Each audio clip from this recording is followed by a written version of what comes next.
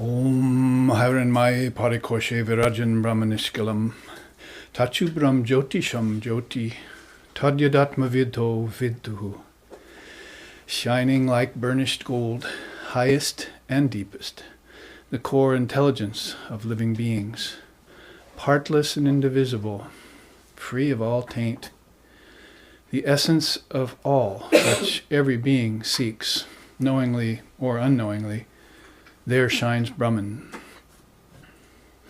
It is that which the Guru teaches, it is that which the wise ones exult in.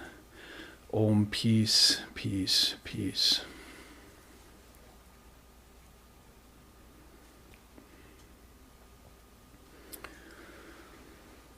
Om Shravanayapi Bhubir Yo Na Labhyaha Shrindvatopi Bhavo Yamna Vidyuhu Ascharyo Gyata Kushulo Shalabdaha Ascharyo Vakta Kushulo Nushishtaha. Om Shantihi Shantihi Shantihi.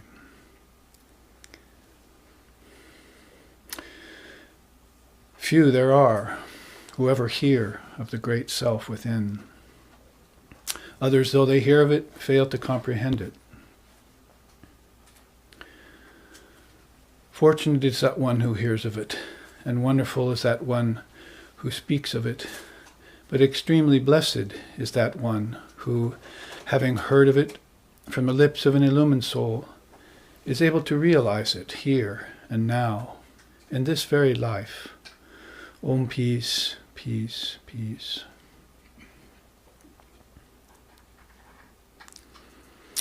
Om Satyena, Om Satyena Lajvestapassa Hyesatma Samyagyanena Brahmacharyena Nityam Antaha Sharirehi Jyotirmayo Hi Shubraha Yam Pashanti Yatayaha Kshinadoshaha. Om Shanti Shanti Shanti. The Atman, the indivisible self within all beings, is realized by truth, knowledge, continence, veracity, and austerity. All of these constantly cultivated.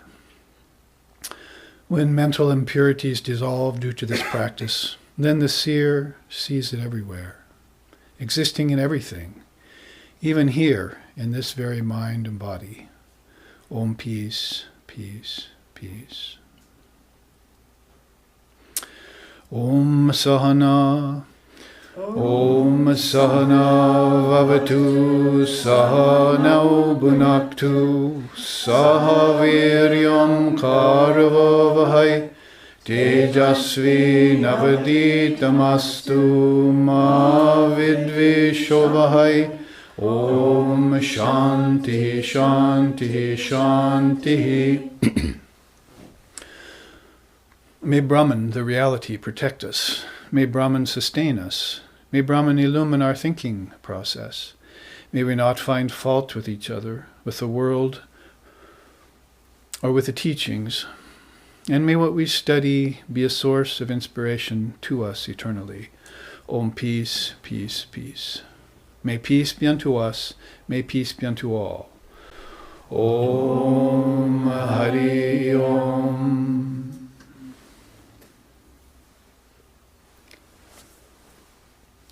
Greetings and salutations to all who have gathered here today and to our live streaming audience.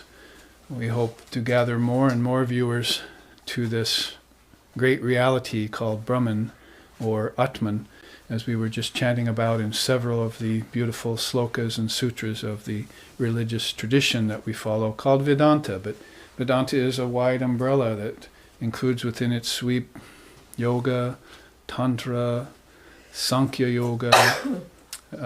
We feel even the darshanas of India, like Buddhism and Sikhism and Jainism, also have grown up in that atmosphere of India that's mainly based around non-duality, or learning to live in that state of I and my father are one. In our tradition, maybe we would say I and my mother are one, because we look upon Divine Mother reality as the ultimate that primordial goddess, or Saraswati or Kali, the primordial goddess, the goddess of the word.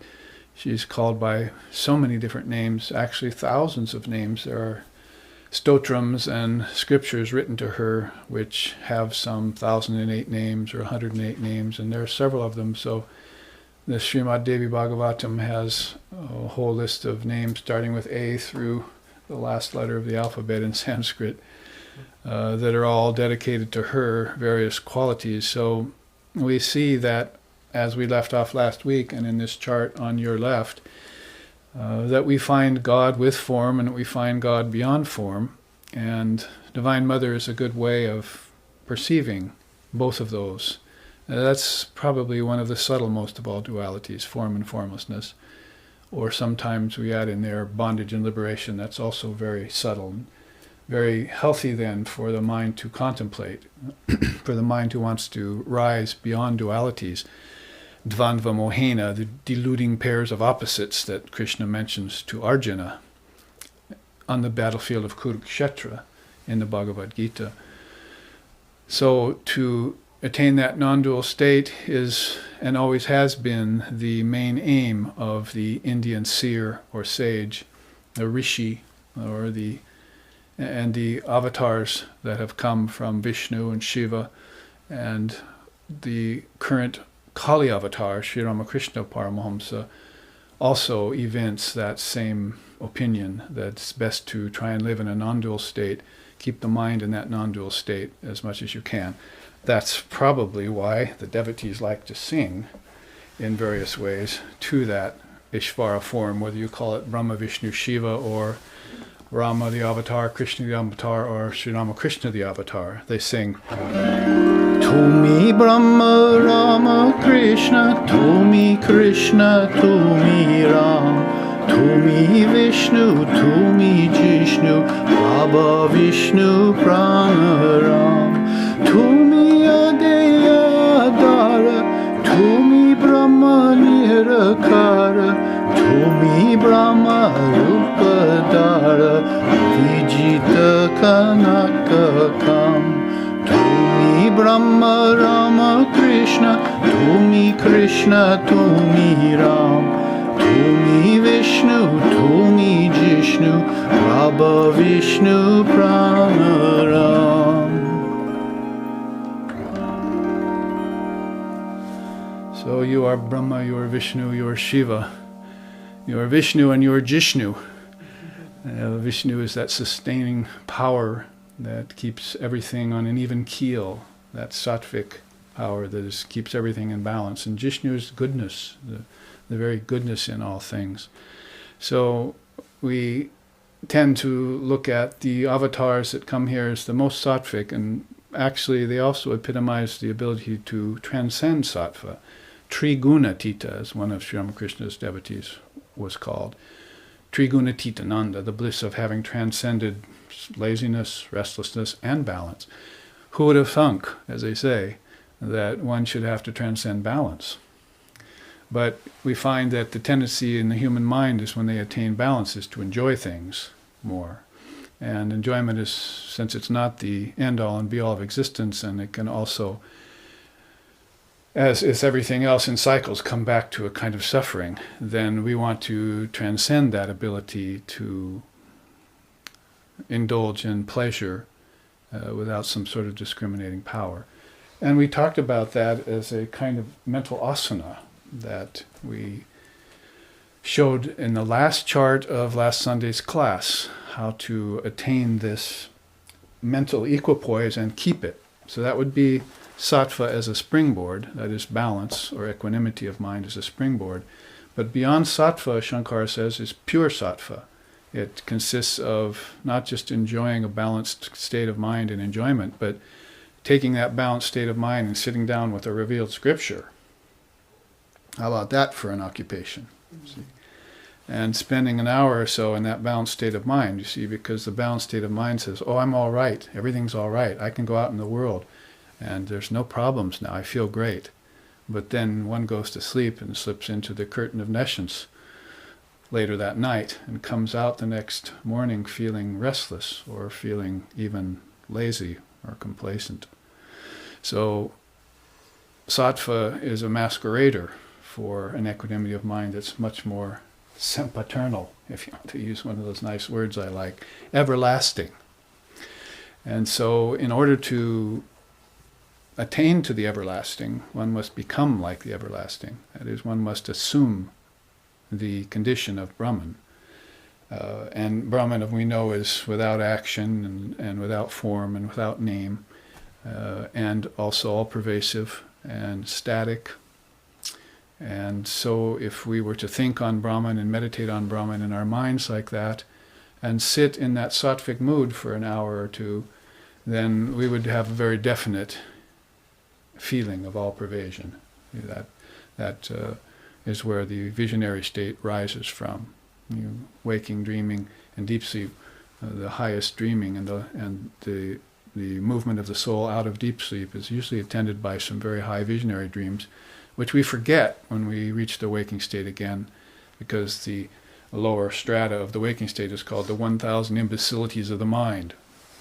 And so that's why people are flummoxed. They say, well, I do my practices and I'm balanced and I feel great and I study the scriptures and I meditate and I try and serve all beings as God. In other words, I hold up before yogas. How come I'm having these silly dreams every night? You'd think my dream state would have transformed by now. But the idea is that the mind is, by very nature, dual. It's not like, we fell from grace from an equanimous position and entered into the mind and then were all of a sudden attended by some original sin or something like that. It's that if you take on any kind of sheath or name or form, that you'll find out there's a limitation in that sheath. Now the 5 sheaths we've heard about as far as body, annamaya kosha, the energy we have, which also, by the way, undergoes the same 3 gunas, doesn't it? Sometimes no energy, sometimes restless energy, and other times balanced energy. That's our second sheath that covers this great self within, the Atman. And then the mind, manamaya kosha, then the intellect, vijnanamaya kosha. We know those two also go through these states of laziness, restlessness, and balance. Sometimes our intellect is very high, like a bird soaring in the sky. Other times, or like a kite flying in the sky, as Ramakrishna says. But every time comes a blast of sin's rough wind and drives the kite toward earth. And all of a sudden that very same intellect experiences some very ignominious and ignoble pastimes and thoughts, you see, like those imbecilities, those dreams one has. Sometimes those dreams are even in the waking state. One goes on daydreaming. I had a question about that from one of the residents of our ashram here just yesterday. So the 5 sheaths end with that 5th sheath of ego, Anandamaya kosha. And I wanted to show you an old warhorse chart that was way back in the early, I think it's called V8. So I think of it as V8 juice, kind of give you a really nice upliftment in terms of Vedanta and its teachings. You could look at this as the 5 sheaths. It was interesting. See the Atman in the middle, and it's always covered by these 5 coverings. This is called the 5 cosmic bondages, and they're connected, in this case, to the 3 great desires. The 3 great desires are loka anuvartanam. Loka anuvartanam means desire for the worlds. Heaven. The ancestors in heaven have a great desire for the worlds. The celestials and angels have a great desire for higher worlds. The gods and goddesses have a great desire to rule and dominion over the kingdoms of heaven within these subtle worlds. And so it's not till you reach the strata of the rishis, the saints and seers, the bodhisattvas, the Jivan Muktas, those great kinds of souls, that you find that desire for power, the desire for dominion over the world ceases. And that's called, in yoga, if you remember, the rain cloud of virtues. As Swami Vivekananda's famous quote when he said, when a man transcends the occult powers, he gets the rain cloud of virtues.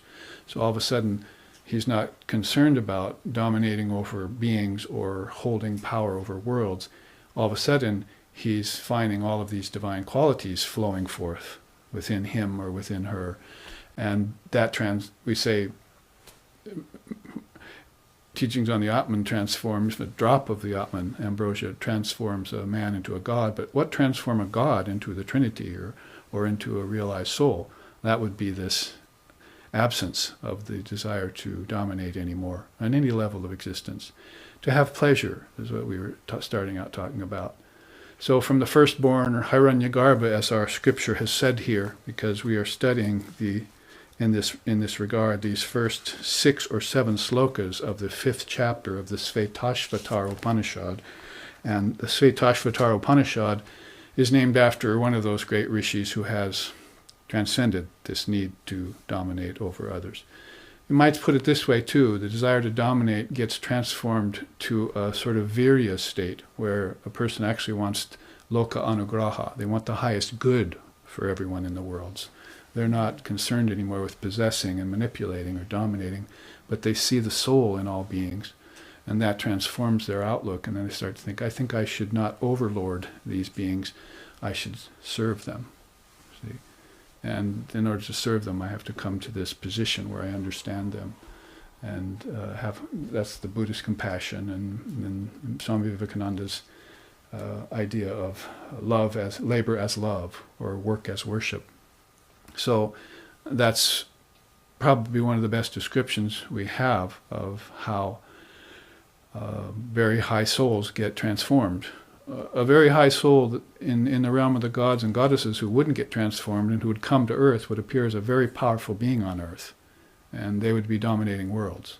See, like the attempts of a Hitler or the Napoleons or the Alexander the Greats and those kinds of people. They were in a very high level and were a very powerful soul, and they didn't transcend that need to dominate over beings, so they came to the worlds and manifested this great power.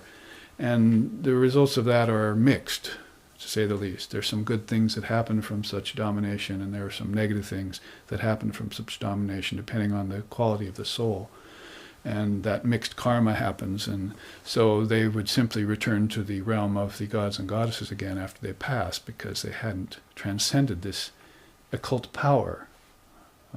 Mahima, to be great. I want to be great. I want to rule. I want to have power and dominion and so forth. But a soul who, amongst those great souls in the higher heavens, the gods and goddesses, who got over that desire to dominate, would transcend and enter the realm of the seers and saints and sages, would begin to serve all beings, as Krishna says, loka anugraha. Basically, loka is the world, and for the highest good of all the world. So those first slokas we've been reading, I'll just repeat them here. Ignorance leads to the perishable. Here's root ignorance in the very first sheath, as it were. Wisdom leads to immortality.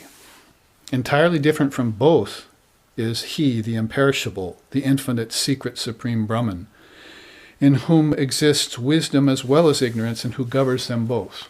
It would be a stretch of the mind for most beings in Christendom or in the West to say that, to understand that there is ignorance and evil in God. We're saying basically God, as Sri Ramakrishna said, is like the air which carries both good and bad smells but is never affected by that. Or Sri Ramakrishna's story of a snake which has poison in it but it never dies because of that poison. So both good and bad, or good and evil, and all the other dualities too, exist in that all-consuming or all-imperishable Brahman. And that's why you take refuge to the revelatory power there and not the deceiving power. There's a revelatory power basically, and there's a deceiving power. Maya and Shakti, you could say, or Mahamaya and Maya. So if one takes refuge, like in our sloka that we've memorized here, Te Dhyan Yoga Nugata Pashyan, Devatma Shaktim Svagunayar Nagudam, gunas, you see, Devatma Shaktim, who is veiled by her own gunas. And therefore, when your intellect becomes pure, as I just chanted, when those impurities of the mind are overcome by truth, by knowledge, by continence, by veracity, and by austerity, labhyas tapassa, yesa atma, by austerity, then one can overcome that tendency and purify the mind and senses and be free. So that's what this sloka is telling us. He goes on to say in the second sloka, that one alone presides over nature in all aspects and controls every form and every cause of production. The original cause of production would be Hiranyagarbha, we just chanted to. Hiranmaye Parikoshe Virajan Brahmanishkalam would be Lord Brahma and his Shakti, Saraswati. That would be, tracing it back to a source that you could understand because it has form. He talks about that soon. But he goes on to say that Brahman witnesses the birth of the firstborn seer of golden color and nourishes him with wisdom. So at the Seattle retreat 2 weekends ago, we saw this, those of us who were there, but those who weren't there didn't see this chart on the early Sankhya Acharyas. Let me, since we're going in order of the slokas, come back to this because you'll see how it connects once we look at these early Sankhya Acharyas, because I just said that in Vedanta is sort of an umbrella nowadays for all these different darshanas. We would include even Buddhism in there because it's so based in Indian thinking, and Vedanta and Buddhism are practically the same. Vivekananda has even said so. Little different ways in terminology, and the language is a little more modern Pali in the case of Buddhism, but the ancient Sanskrit was there in the case of the rishis. But still, the ideas are the same, and the need for discrimination, and the need for austerity, and the need for recognizing emptiness in all things, which we would call neti neti. If you make those connections, you could see how these darshanas really reflect the same teachings, essentially. So one of those teachings then is Sankhya. It was one of the earliest, and everyone used it. Everyone borrowed from it. So using what few scriptures there are left of Samkhya Yoga, there's very few left. We've already studied one of them called Tattva Samasa Sutra. We've studied that one in retreat before twice. But you can look at this line of ancient teachers, because he says here,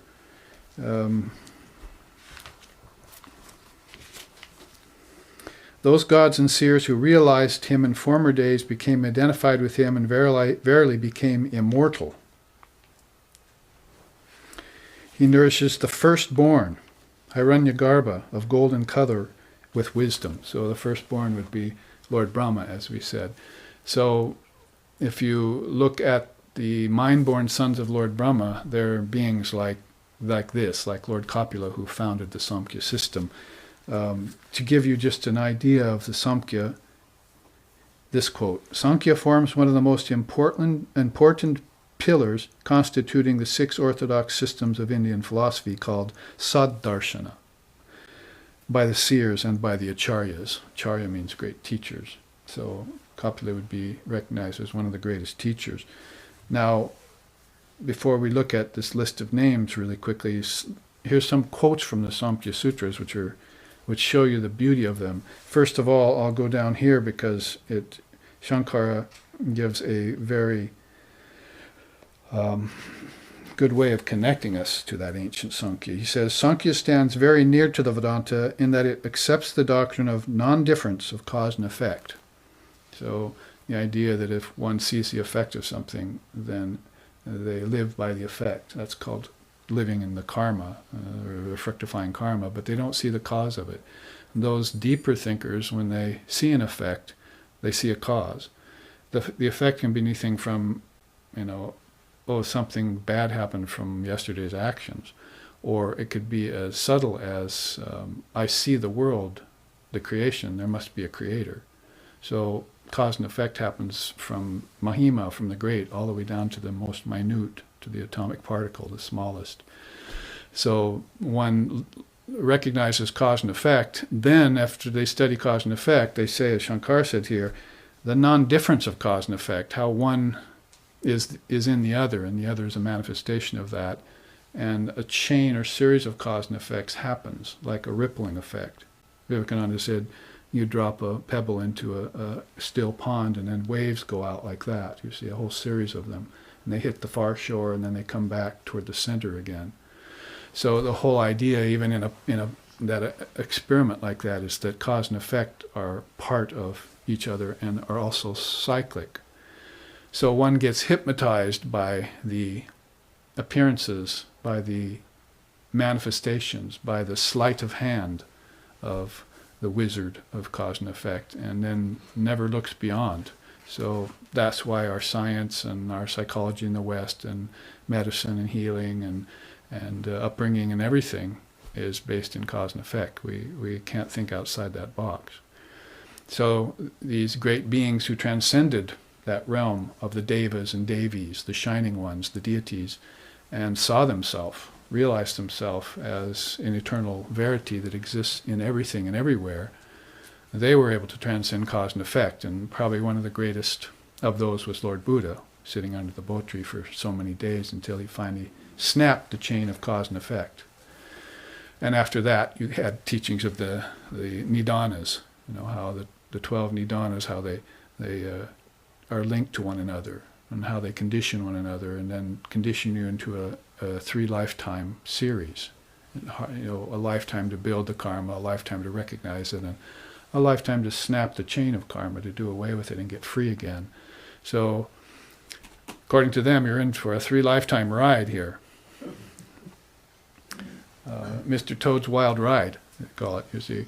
And you go bouncing along and in the auspices of cause and effect. And you never know how to get out, and you also have to experience both pleasure and pain and suffering, so forth.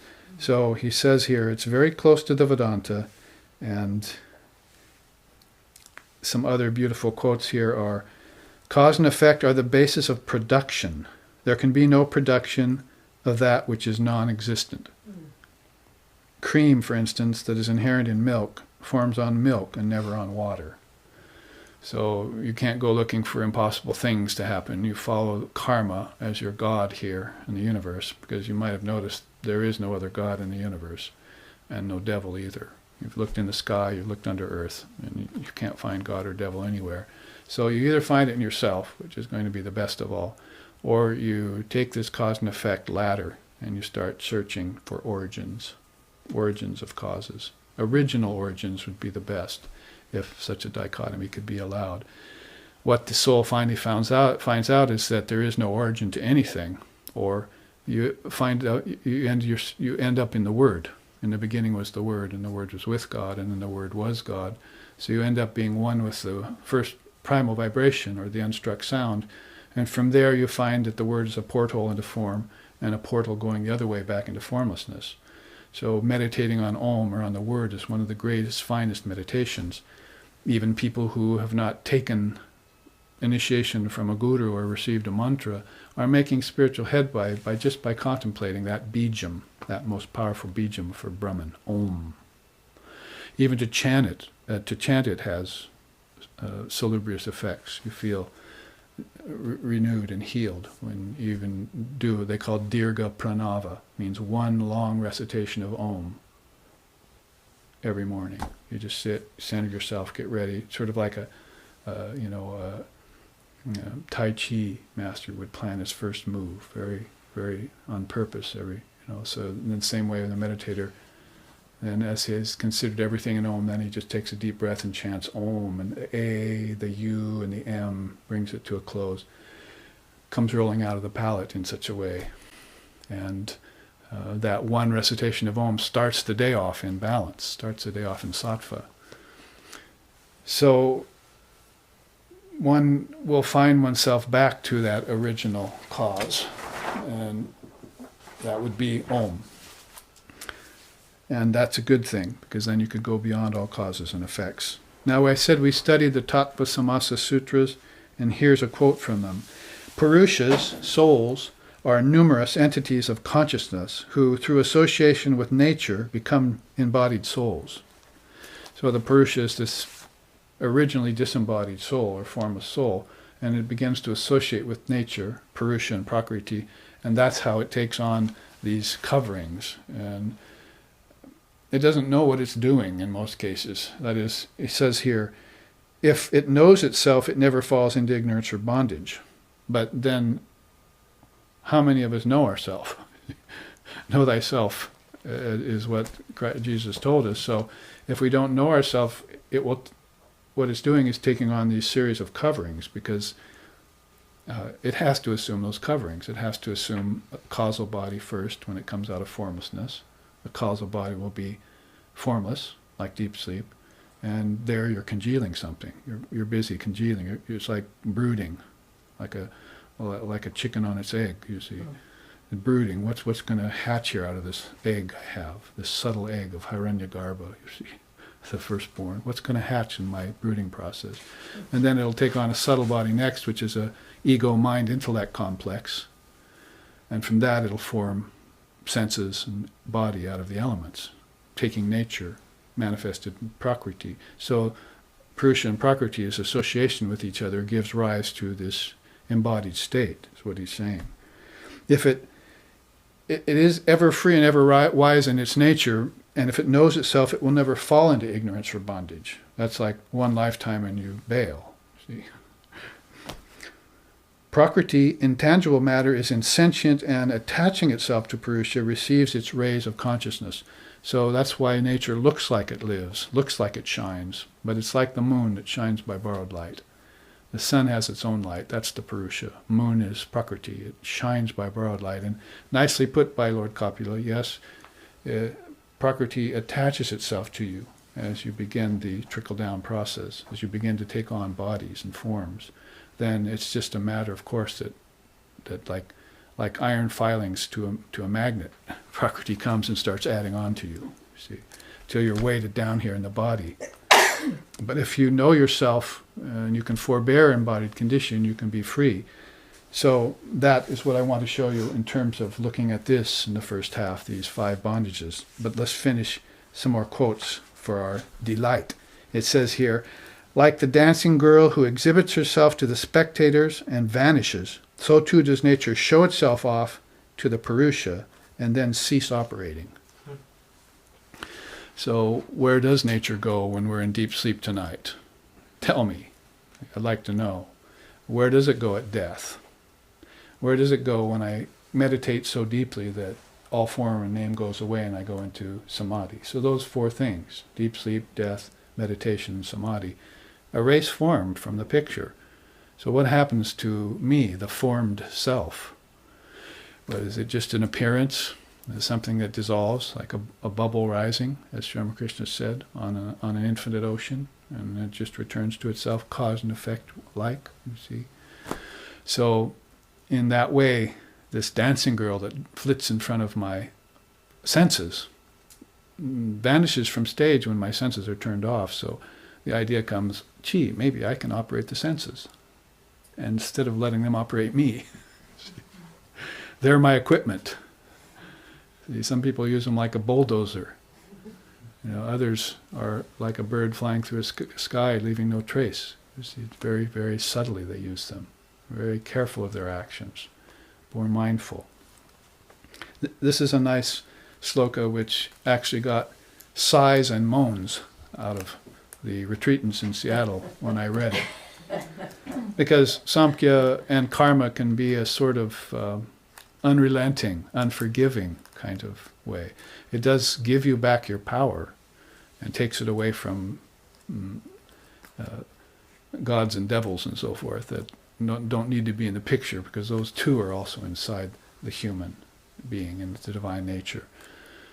So in order to get a little relief for what Samkhya is really saying, it states this: like the flow of milk for the sake of the calf, similar are the ways of acts of nature, and all of them are ultimately for the emancipation of the soul.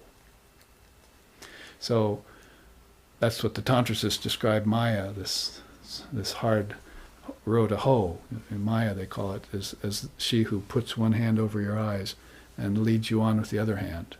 So the seers are those who want to see where they're going, and they tear her hand away so that they can see everything that's happening and see their way out of Maya, and then they can come back later and tell others how to get free, like our Swami Vivekananda, for instance.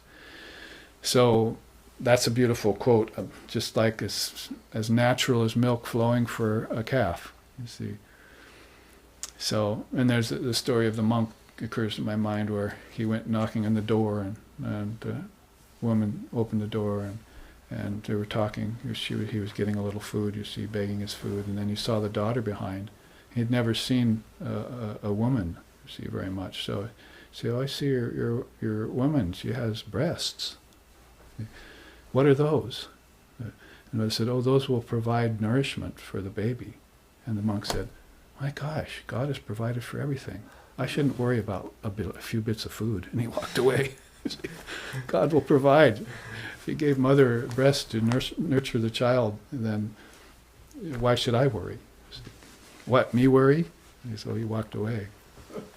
So just as natural as that milk flowing for the calf, the acts of nature, according to Samkhya, are cause and effect based. But ultimately, there's a divine design behind it all. And so that's a sort of rescuing point for people who are thinking maybe the Samkhya and its karmic cause and effect rules are too unforgiving. Final quote here is, "To Sanaka and the sons of Lord Brahma, I taught the ancient Samkhya and the eternal Yoga." So that would be this line, for instance. Starting out with Kapila, he passed it on to Asuri, whose name appears in the Upanishads quite often as one of the great rishis. He was the main disciple of Kapila. What's the time period? We really don't know, but 5 to 10,000 years BC is a good guess. Like I said, some of those scriptures have been lost, so it wouldn't even be possible to carbon date them to get an age that way. Well, there are other disciples, like the disciple of Asuri was Panchashika, and then Vindyavasa was a lineage holder. Varsaganya is a lineage holder. Jaigisavya was a classmate of Panchashika, so therefore also a disciple of Asuri. And then we get a sort of rendering of time in this Sankhya Karika of Ishvara Krishna. You can read that. Ramakrishna Order has put out a version of that. We'll probably take it into retreat, maybe next year. And when we do a Sankhya retreat, we'll take the Tattva Samasa Sutras, and then we'll work in this Sankhya Karika of Ishvara Krishna. That quote, "the flow of milk," is out of there, of that particular scripture. So he was around the 1st century AD, so probably pretty close to Father of Yoga, Patanjali, in the 1st and 2nd century AD, they say. And other important names which you hear are Vodhu, Devala, and Sanaka, and that's what he just mentioned here, didn't he, in the scripture? And I gave it to the firstborn, and they gave it to the sons. So Sanaka is always Sanat Kumar and so forth. Those names are always coming forth in the Upanishads. Shows that they were great devotees and that they had this Sankhya knowledge long before there was such a thing called Vedanta, when the Upanishads hadn't even been gathered yet and collected by Vedavyas. So in a very ancient time, this Sankhya was very prevalent in the Indian mind, explaining everything by terms of cause and effect. It was a very stabilizing to human beings' lives and to philosophy both. Very stabilizing force that has lasted all these millennia and is still here upon us now. I was telling someone just the other day that Lord Buddha was born in Kapilavastu. Does it sound familiar?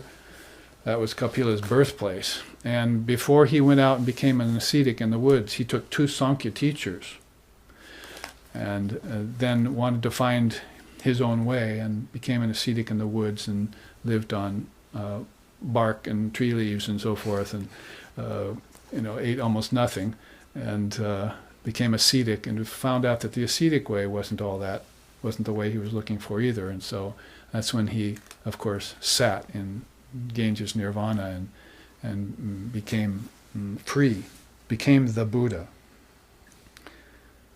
Now here's a beautiful, because Ishvara Krishna was the 1st century AD and so was Patanjali, so what about this quote here? "There is no knowledge such as Sankhya and no power like that of yoga." So you can see these 2 darshanas are very much aligned, and we know that basically if Samkhya put out the proposal of earth, air, fire, water, and ether and coupled them up with the tasting, touching, hearing, and feeling and smelling, that Patanjali took those and had you meditate, connect them and meditate on them as foundations for your practice. So that's how closely aligned Samkhya and Yoga have been and still were in the time when Vedavyas had already saved the Upanishads from extinction, and Father of Yoga was formulating his 8-limbed yoga system called Ashtanga, or Raja Yoga. So some historicity there for you, for those of you who are interested in it.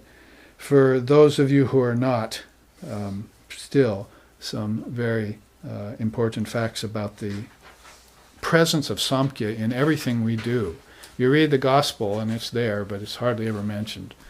And Buddhism, it's there in the scriptures, and in Yoga, definitely there. Finally, in Yoga, because Vedavyas, the father of Vedanta, commented on it, you finally get some actual connection with the ancient philosophy of Samkhya.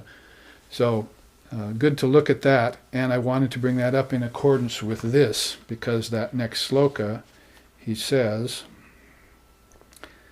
witnesses the birth of the firstborn seer of golden color and nourishes him with wisdom. Then, differentiating each genus into its species and each species into its members, the Supreme Being withdraws them into their own ground. Again, bringing forth the agents of creation, the Great Self holds sway over them all. Just as the sun shines, lighting up all of space above, below, and across, even so does that one adorable God, the repository of all goodness and greatness, preside over everything that has a nature of a cause. So, therefore, we can look more closely at these 5 cosmic bondages. Now, you see they're linked together by 3 great things. This is a great system. It's Vedantic, and you can see how then it would be based on a lot of that Samkhya wisdom, now that you've had a little review of it. But you see, the 3 great desires are very interesting. Desire for the worlds, which I started speaking about. Then Deha Anuvartanam. Deha means body. So desire for bodily existence. The desire for form, to take on a form, is there in the human mind. And Shastra Anuvartanam. Desire for religious ceremonials, rituals, rites, and those kinds of things. So you can see how, with those arrows on this chart, they connect these different bubbles, as it were, or sheaths or coverings of the 5 bondages, and everything is one net, sort of Maya. You'll see that when you hear some of these. The first cosmic bondage is called avidya, root ignorance. Sounds a lot like Patanjali's teaching already, doesn't it? Because he calls the 5 kleshas avidya, and then attachment or egotism comes next, asmita, and then attachment and aversion, raga dvesha, and finally clinging to life, or you could call it fear of death. He calls those are the 5 great impediments to your spiritual realization. So these seers all along have been trying to put it in terms, this vast Maya and these many, many methods to enter into for spiritual practice and purification, plus these great axioms and truths, have been trying to put it in such a way that we can slim it down, and then I come along and try and put it on an 8x11, you see, and produce about 220 of these charts so that we can get down to the chase here, and we can see what's plaguing us, what's bothering us, and get it behind us, and get free, and get on to the business of serving God and mankind, and all those things which we would like to see happen in the world. But when we start to move towards it, we find ourselves inhibited by our own minds, by our own limitations. Things are in the way. So that's precisely why the work of Buddha lasted 2,500 years, and the work of Christ lasted 2,000 years, and so forth and so on. And Samkhya lasted millennia more than that, is because these were free beings who moved to formulate these systems, and they were tried and true in their efforts. Now, here's a system for you. Try the 24 cosmic principles. Here's a system for you. Try the 5 akashas. Here's a system for you. Try the 8-limbed yoga. Here's a system for you. Try the 5 cosmic bondages. So avidya says assumption of individuality is ignorance. Now, remember as we go through these that if you assume individuality, like Kapila said, without without the Purusha forgetting itself, forgetting that it's divine by nature, that it's formless, that it's conscious and nature is unconscious, then there's no problem in assuming individuality. It is really an assumption. But if the assumption becomes an association, then you've got problems. See? Or worse than that, an identification. So to either assume or to associate is okay.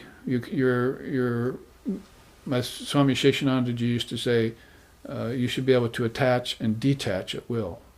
So that's a teaching that's a little bit higher than just detach. So, learn to detach. That's the neti-neti, that's the emptiness. Those are those methods they use. But a real yogi or yogini would learn how to attach and detach at will. So could attach to a body, could assume individuality, and then let it go at the slightest provocation of its own will.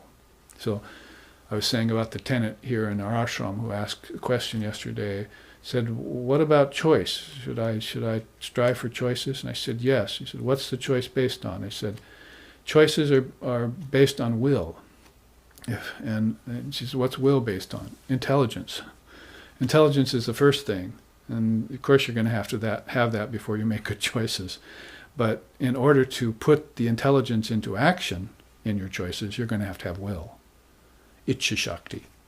So there are different, again, names for mother that don't have anything to do with necessarily a four-armed goddess or something, necessarily, that are just powers of mother, Shakti, powers. You don't have to look at it as some goddess in a picture or some form or name, but you could actually say, she's a power in me and I want to use her and propitiate her, get that power and do away. So that's, Ichcha Shakti is will. So in order to make good choices, you have to have will. You can try to make good choices, but if you don't have willpower, all you're doing is affirming. See, I want good parents next time. See, as one of our students says, you see. But if you just say that, what good is it going to do? Sri Ramakrishna used to say that the thorny bush hurts you, you're bleeding, so you shout at it, die bush, in anger. But it doesn't do anything to the bush. So you go get some wood, some gasoline, and a match. Hopefully not too much wood. And hopefully you're not filming it in case something stupid happens. But basically you go get some wood and the gasoline and a match and you light that bush on fire. And then it can't prick you anymore, you see. So that's more than affirmation. Just die bush is like saying, ignorance be gone. It's a nice thought, but it doesn't always work. Maybe you found that out by now. You might have noticed, as they say. So to actually put it into willpower and be done with it is to bring the laser full force on that cancerous bit of thought particle in you and bring that intelligent particle forward. That's the third and highest station, from choice to will to intelligence. If you could start with intelligence, it would be better. And then come down and put your intelligent thoughts into practice and then make choices. Because there also be good choices, but now you won't have to worry about bad choices and good choices. You only have to start worrying about, there's so many good choices. Which one do I choose? To me, it's sort of like teaching right now, see, because there are about 1,000 thoughts coming into my mind every 5 seconds, and I have to sort of pick which one to go on, you see, which route the teaching Shakti, Jnana Shakti wants to take me. So I just pick one and go with it, you see. So avidya, assumption of individuality, is a Maya covering. It's a problem if you don't do it with consciousness. The next one is engagement in mental projection. Do I hear a word in Sanskrit? Sankalpa. Sankalpa or vikalpa. That is projections in time, in the realm of name and form. So engagement in mental projection, the seers won't do it unless they do it with supreme intelligence. And they're very careful even then, because the world will always have cause and effect for you. You can do a very good act and have negativity come back on you. Say, propose nonviolence, so the English will leave your country, like Gandhi did, but it also raises with it lots of suffering and lots of death. in the proposition of trying to bring that ideal into manifestation. So there's always going to be some ramification there. Cause and effect is here to stay. Maintenance of separate existence. Sort of like that fifth klesha, clinging to life. This thirst for life, forever quench. Why?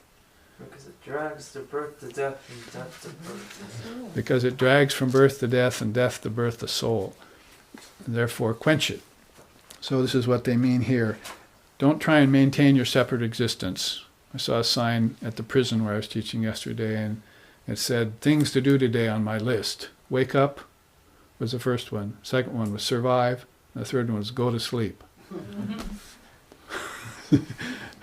There's a person without too many choices, and that's not necessarily a good thing. So that survival is maintenance of a separate existence. But if there was another sign in that very hallway I was walking along that prison, if I can remember, it had something to do with, it was actually Gandhi's quote was on the wall in that prison. It said, if you want to know yourself, then engage in serving others. It's the best way to know yourself is to serve others. So you have those ideas in the hallway of the mind, you see, as you walk through the prison house of this world. I could put it into one pithy sentence, you see. So these are to be considered. Should I maintain a separate existence, or should I just become a ray of sunlight? Should I, no more birth in the womb of matter for me, only emanation from the sun of Mother Wisdom. See, so maybe that's a choice I should consider.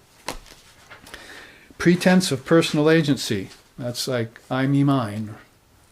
I, me, mine should be turned into thou, thee, thine, as Ramakrishna said. Enforcement of the unreal and denial of the real. That's, of course, a very deep bondage you're creating. A disease without a remedy, as Ramprasad sings again. You should know that the unreal never exists and the real never ceases to be. And that both of those have been known by the seers. They know the unreal and they know the real. So when they know the unreal, they did it by following the Samkhya system, didn't they? They had to know that air, earth, fire, water, and ether, and the five senses, and the subtle senses in dream, and the causal body were all unreal. They were all dreamlike. They were all changing. And only one thing remained the same. That is Brahman, the reality. Always remains the same. The many change in paths, the one remains the same. Life is a many-colored dome that stains the pure white light of reality. Paraphrasing the poet Shelley. My teacher, Swami Sheshananda, used to say that. So the many change in paths, the one remains the same. So if you can identify with that oneness, then this bondage of avidya will be broken apart, and desire of the worlds will go with it. You're bursting two bubbles there. Two bubbles that the ego likes to live on. The last two are belief in time, matter, and evolution. Sounds like America, the land of the free, land of the brave. True freedom and true bravery would have a different definition in Vedanta. You would get rid of your fear of formlessness and not rely on time, matter, and evolution, because those are ever-changing verities in Maya, and the soul is dragged from birth to death and death to birth when they contemplate those. And acceptance of birth, growth, and death. Acceptance there, the word means not accept it, I accept it and then I work with it, but I accept it as the truth. So the 5 or 6 transformations, or 6 billows, they call it in Buddhism and in Vedanta, birth, growth, disease, old age, decay, and death, should not be accepted as real. They should be accepted as transformations. But Brahman doesn't change, so Brahman can't transform. So these must not be Brahman. They must be transformations happening in nature. And my mind is participating in them. And if I can destroy this first bondage of root ignorance, sometimes they call that mula vidya, root ignorance, because I'm participating in name and form and time and space without knowing the true nature of myself to be beyond matter, beyond time, beyond space, and transcendent of the six transformations. Let's see how it connects to linga. Now you have attachment to form. There's avidya and there's linga. Linga is connected very much to that desire for bodily satisfaction. Body orientation, pursuit of sensuality, craving for vital force, desire for powers of the mind, obsession with secular pursuits, seeking pleasures for ego self, and falsely assuming the sheaths to be reality, the coverings to be reality. That sounds pretty much like prana, doesn't it? It could almost be the pranamaya kosha you're looking at there, because it's the desire for powers of the mind and the craving for vital force are realms that have to do with the prana. So one has to be able to get beyond both root ignorance and attachment to form. Pramachadika, attachment to nature, comes next. I've given you the ground for these, so now I'm going to go through them quickly and not spend a lot of time on each one. There is dalliance with the three gunas. You've had some teachings in the three gunas already. Tamas, Rajas, and Sattva. There's brooding on the five elements. Remember, brooding thickens the curtain of nescience in your mind, and it's very hard then to meditate. So you should give up all forms of brooding. Instead, take to Shravana, Manana, Nidijasana. Manana means to contemplate with light, with the light of intelligence in your mind. Roll it over in your mind so that you come to a definitive siddhanta, a nice conclusion about it, and then put it aside and contemplate the next thing. It's a kind of knowledge samadhi that you're inculcating in yourself. So you're actually bringing about knowledge samadhi when you start contemplating things. But if you brood on things, they're usually things you brood on are fear, doubt, and ignorance. And that thickens the curtain of nescience. So you want to be careful of that. Brooding on the five elements then. And also taking refuge in the physical world. Ram Prasad, the great Bengali poet, sings,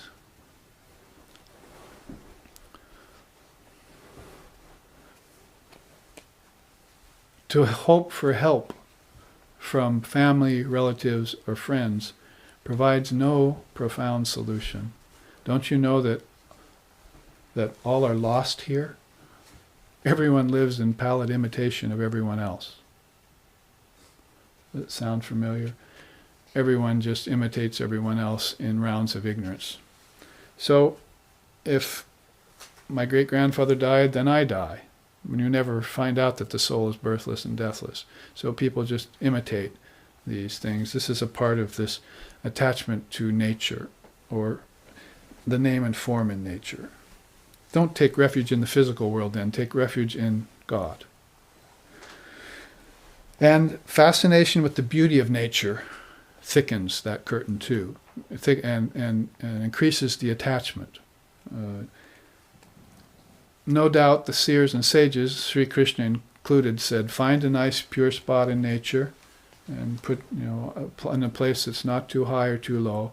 Put down your asana, a deer skin or kusha grass or whatever, and sit there, and then withdraw your mind, energy into your mind and the attention into the heart. Close your eyes, look down the bridge of the nose into the heart, and meditate on me and on me alone.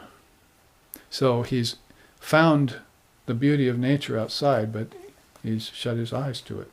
And now he's looking at the source of all nature inside of himself. Much more beautiful to come upon that unmanifested prakriti in deep sleep and behold it with your single eye open. See, if thine eye be single, you shall know the truth. So now you find out the whole secret, rahasya, to the projection process of Lord Brahma. And then you are a candidate for transcending it. You can transcend it and rise above it. You can hand Brahma back his own creation. Here you are. I'm done with it. Thank you very much. So fascination with the beauty of nature will take you out. Even fascination with the mysteries of nature will take you out, like in quantum physics. When they take apart an object and they take it down to a sliver and they look at that sliver of matter underneath an electron microscope, they're actually not looking inside at all, they're looking further out. To look further inside is to find the source of matter inside of yourself, and that's an inward life. So outward will take you into the gross vibration. That is, things that change or vibrate at a billionth of a second. But inward life takes you to the source called the Word, or Om, and there's no vibration there.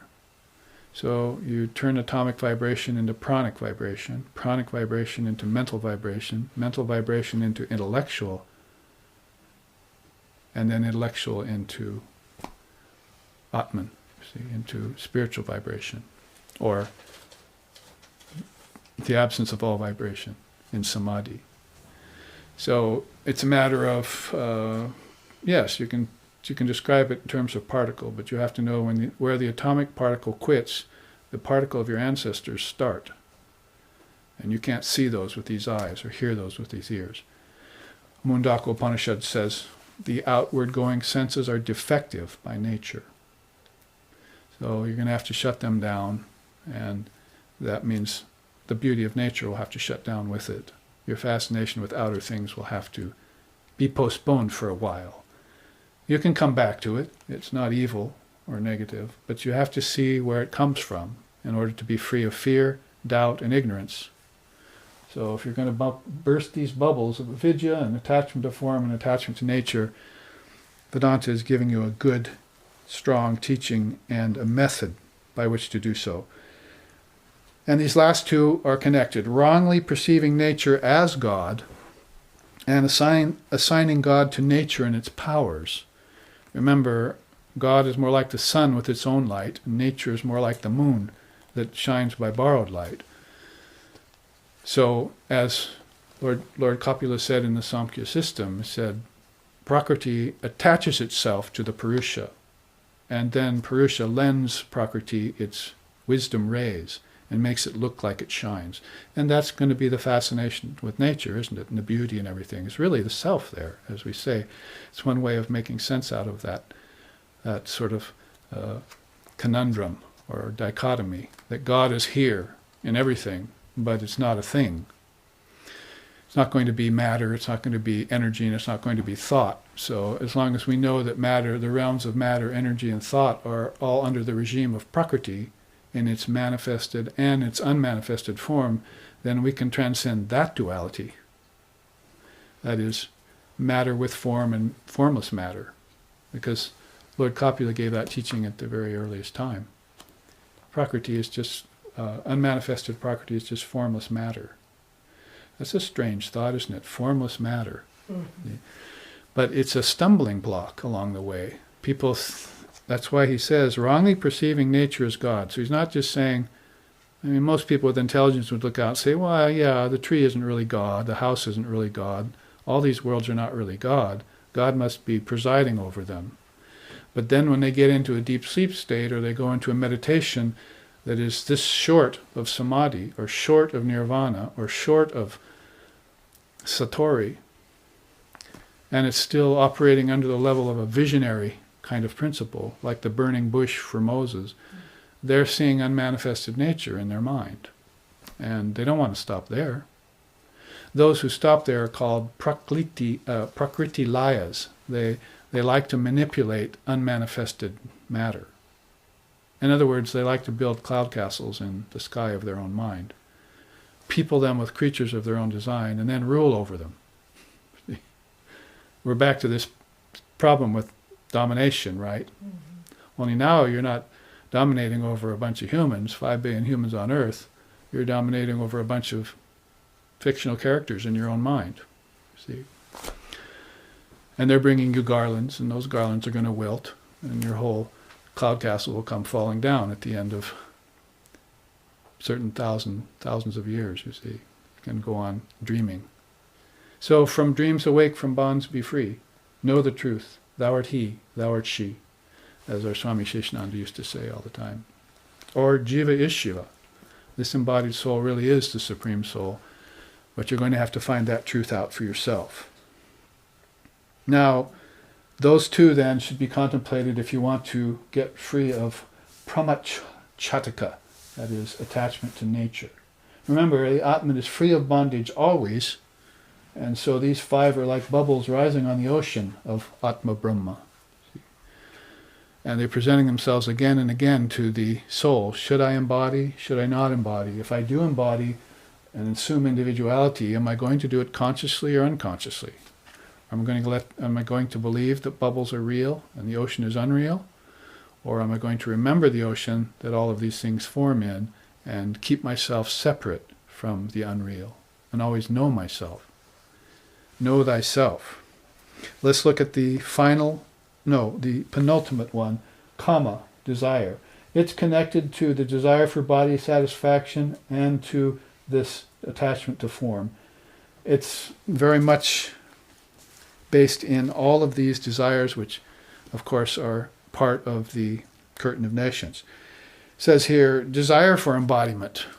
So we just chanted Swami Vivekananda's Song of the Sannyasin, wherein he says, this thirst for life forever quench. It drags from birth to death, and death the birth of soul. But we didn't finish it. He conquers all who conquers self. Know this, and never yield. Say, Om Tat Sat Om. So they conquer all who conquer self. That is the small self. And then they identify and immerse in that supreme self, the great self, Brahman. Desire for limited existence. In Lord Vashishta's teaching, there's a story about the ego and how it wants to capture space in a jar. See? It has different homes, so it finds a little hollowed-out tree stump and lives there. You see, but then insects and flies drive it out. So then it finds this hole in the ground. It jumps in there, but it rains and starts to fill up with water, so it vacates that. Then it finds this barrel that some factory has discarded, metal barrel, and it gets in there and says, it's perfect, see. And then the kids start shooting arrows and throwing rocks at it, and it's too noisy, so it gets out of there. Then it goes, there's this huge hole, it's actually a pit for capturing elephants, so it jumps in there, but then the elephant falls in it, and it's not enough space for it. So it goes on and on like this to teach us this teaching of how we want to enclose everything. We want to try and enclose space, and that's the ego's penchant. See, I would wrap myself around with covering. So this desire for limited existence ought to be inspected, and you start punching holes in that so the light of consciousness can get through. Otherwise, Vivekananda says, it's just a gray little study of a life that you're engaging in. You're mewing like cats in a corner. See? Come out. If you would be real men and real women, come out of that desire for limited existence. And that's his boldness, fearlessness, man-making regimen, as he called it. Well, there is desire for pleasure. We talked about that. Desire for gain, desire for possessions, desire for fame, desire for power. And it reminds us again of Swami Vivekananda's poem, isn't it? Yes. Yes. Truth never comes where lust and fame and greed of gain reside. No man who ever thinks of woman as his wife can ever perfect be, nor he who owns the least of thing, nor he who anger changed can ever pass through Maya's gate. So, give these up. So give these up. So desire for gain, possessions, fame, and power, let them attend upon you as bits of prakriti, but invest them with your own wisdom. So you know them to be parts of nature and you to be their master.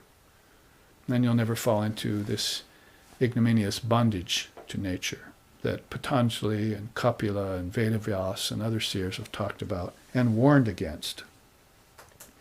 Kama, desire, the fourth cosmic bondage. The fifth and final is karma. Oh, how beautiful, Swami Vivekananda says, that soul for which kama and karma go looking, but can never find. So desire and reaction to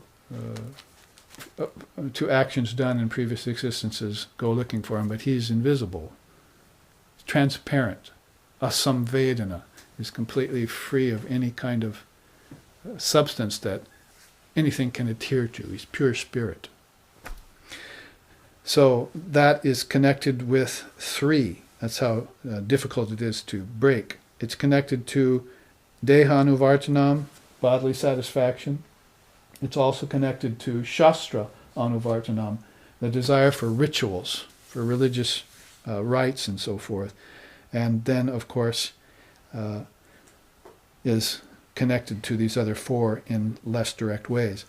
So good, bad, and mixed actions are the teaching in as early a teaching as Sri Krishna's Bhagavad Gita, where he talks about it in terms of karma, vikarma, and akarma. So identification with action and its effects brings out the emotional body. And we know by our teaching of mental asana that we should be very careful about emotions, right? I have to transcend emotional states. Akshobha asana. If my mind can be beyond reaction to emotional states, when emotions rise, then I can be steady, calm. I can be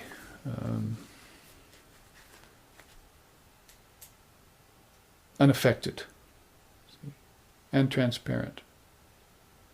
Sthiti pragnasya, Krishna says in the Gita. Steady in my wisdom.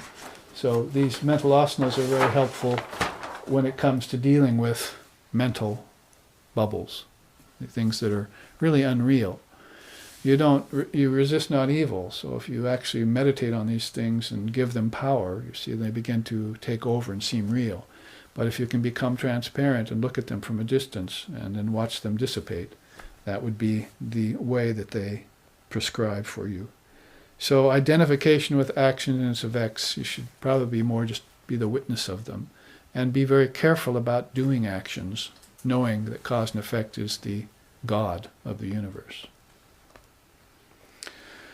Systematic accrual of karma in terms of sanchita, prarabdha, and agami, and kriyamani. There's a fourth kind of karma they don't mention. Kriyamani is a spontaneously arising karma, as the Buddhists would call it. Comes out of nowhere, doesn't seem to have any cause. It's actually connected with all the other three, and that's its cause. But it's very, very hard to detect. People nowadays call it by the phrase putting out fires. Putting out fires that are always rising. So again, very connected to those emotional states that fuel them. The lodging of karmic residue in the mind. So far we've had identification with action and its effects, the accrual of karma over time, and now we have this lodging of karmic residue in the mind. I'm looking for a Sanskrit word. Samskara. Yeah. Samskara means this impression in the mind that's created by many actions done, like the camel eating thorny bushes until its gums bleed. But it has this desire, this passion in its mind to keep tasting thorny bushes. So it's born as a camel in the next lifetime so that it can find thorny bushes to eat. Its parents know where they are. And that happens on all levels. That is, we taught good, bad, and mixed, right? So there's also a mixed kind of karma people go looking for. Restlessness, basically. Well, I'd like to be born with people who work and work and work and run their wheels and never get anywhere. I developed that samskara in my mind in a past lifetime. So I think I'd like some more of that, please. I'd like to get nowhere faster.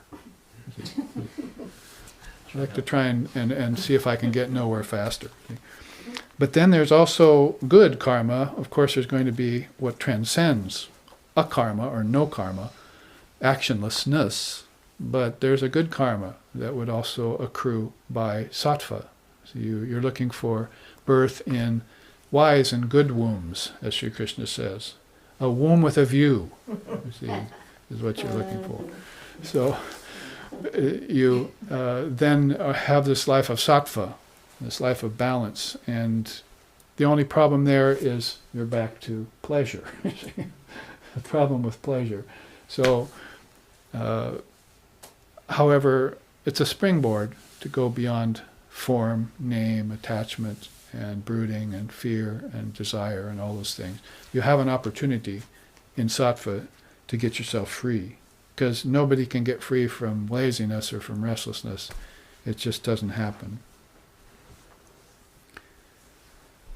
Now there's the formation of your personality based on karma, and you can see that really hooks in with desire and with attachment to nature. So your personality is forming each time. So you have these people whom, many of you who are psychotherapists are counseling, and they have these deep-rooted samskaras, not just a samskara that was one lifetime long, but they have these mental problems, even mental retardation. Things like that happen to a soul over time. It will take on, if it assumes individuality and assumes form, then it's going to assume a form and color that form with its own imperfections, with its own inadequacies, its own limitations. Well, limitations are one thing, but this exacerbated karma is an entirely different thing. Limitations you can grow out of, but it's very difficult to try and counsel people in spiritual truths that get them free when they don't have the intelligence or the mental aptitude to understand. It'd be sort of like sitting in front of a cow saying, "Would you like to get enlightened?" See, but there's no mental apparatus there with which to understand words, and no human brain there with which to begin to understand the processes and practice a method. No desire for anything but green things. So that's going to be an impossible proposition. The soul is going to have to get out of that body, work it out, and take on a better body. And so karma and reincarnation may be relative laws, but as Holy Mother said, they're inexorable laws. Very difficult once one gets wound up in them to free oneself or extricate oneself from them. So one then burns everything in the fire of yoga. That's how Shankara says to get rid of it. Your past and future karma, you want to burn that in the fire of yoga. Your prarabdha karma, you cannot get rid of it. It's an arrow already shot from the bow. What you want to do is stay close to Brahman in this lifetime. And that staying close to Brahman is non-duality. And then your prarabdha karma will be finished like a potter's wheel, already perfected of all irregularities, but still spinning. And you'll be able to be of great service to your human kind that way.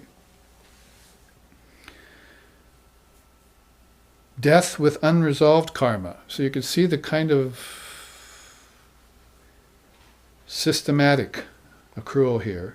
First, identification with karma, then it's accrual, then it's lodging in the mind, finally the personality is based upon it, then you'd go to death with that unresolved karma. This is very much like the 12 Nidanas of Buddhism, and how everything gets conditioned by desire, and then that desire gets flamed, its flames gets fanned in the next lifetime, conditioned further, to where you've got this 3 lifetime scenario that is very difficult to get out of. Very hard to snap that chain of birth and death. So this whole teaching on the 5th of these cosmic bondages is very much like the Buddhist teaching on the Nidanas. And that doesn't end the scene, unfortunately. Death with unresolved karma brings rebirth to enjoy and suffer past karmas again. And finally, cycles of birth and death in ignorance go on. So in that way, we look at the 5 cosmic bondages and how they connect with the 3 great desires. Desire for the worlds, desire for bodily satisfaction, which, by the way, will never come. You'll never be able to satiate that. And desire for religious ceremonials that work into all of it. That, all in accordance with this 4th sloka of the Shvetashvatara Upanishad, chapter 5. We'll read it again. Just as the sun shines, lighting up all of space, above, below, and across, even so does that one adorable God, the repository of all goodness and greatness, reside over everything that has the nature of a cause. So Samkhya's teaching all the way up to Vedanta's teaching has been based, and with Buddhism and yoga in between, has been based upon this difficult proposition of karma, or cause and effect.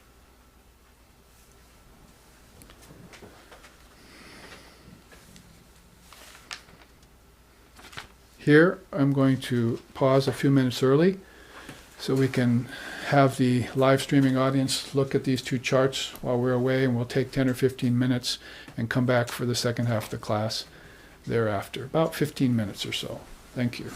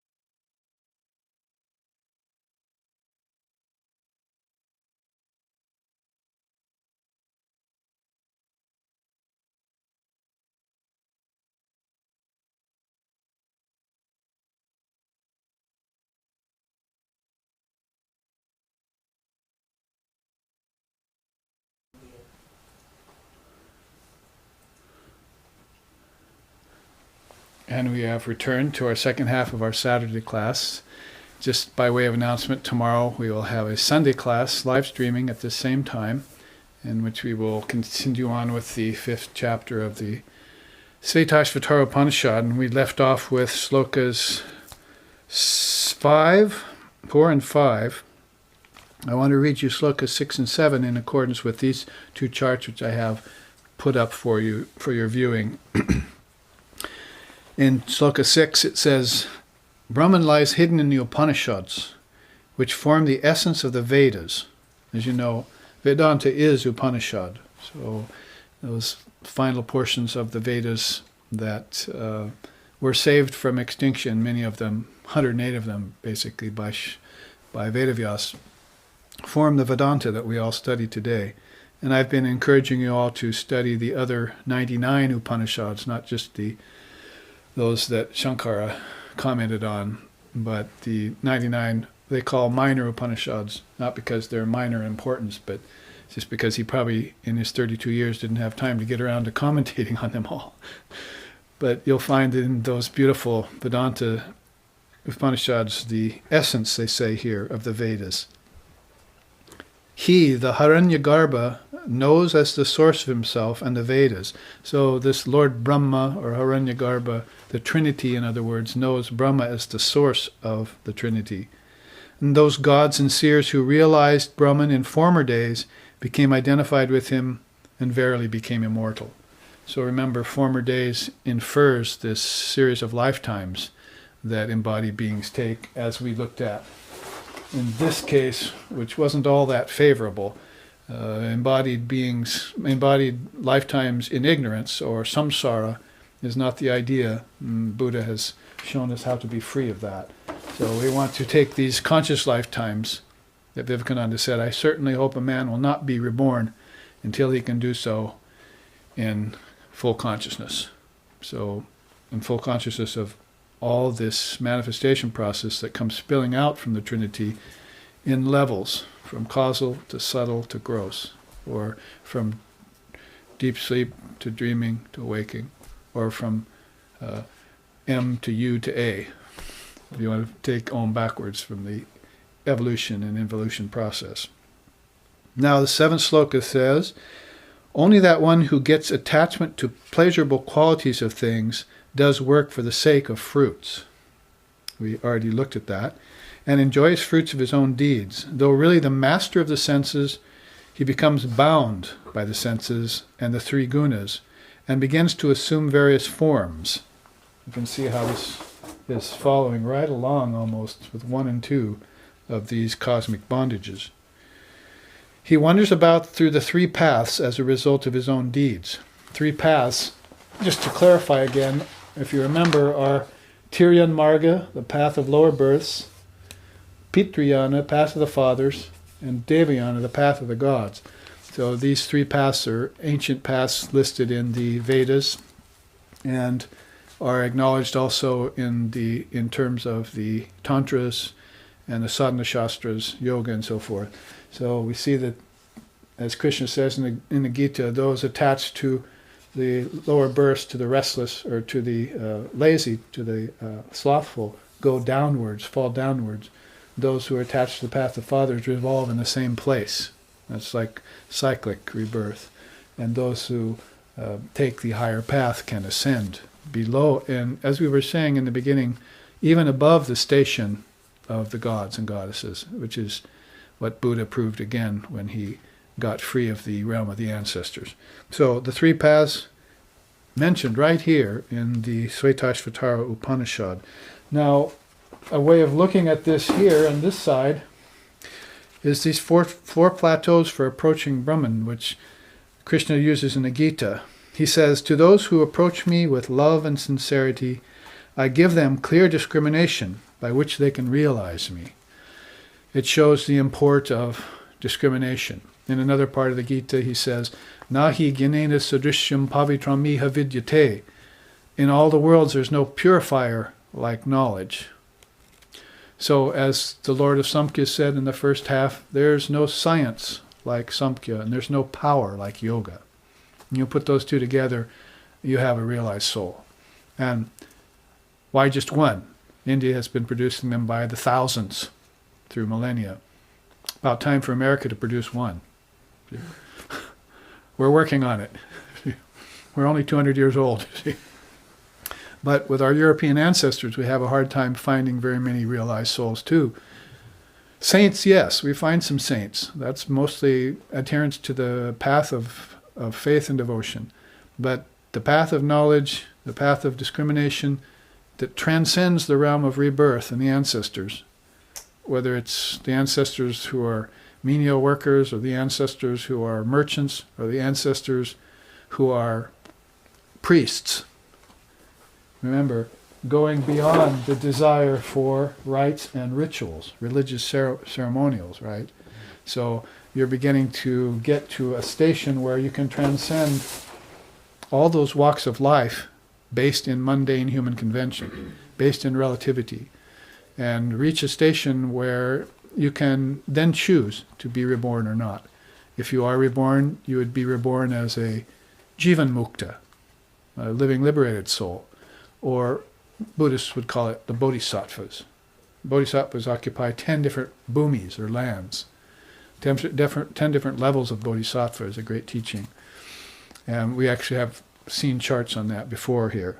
So he says, if you approach Brahman, if you approach Krishna, in this case the personal God, you will get discrimination from me. I will tell you, like he told Arjuna on the battlefield, how to get enlightenment.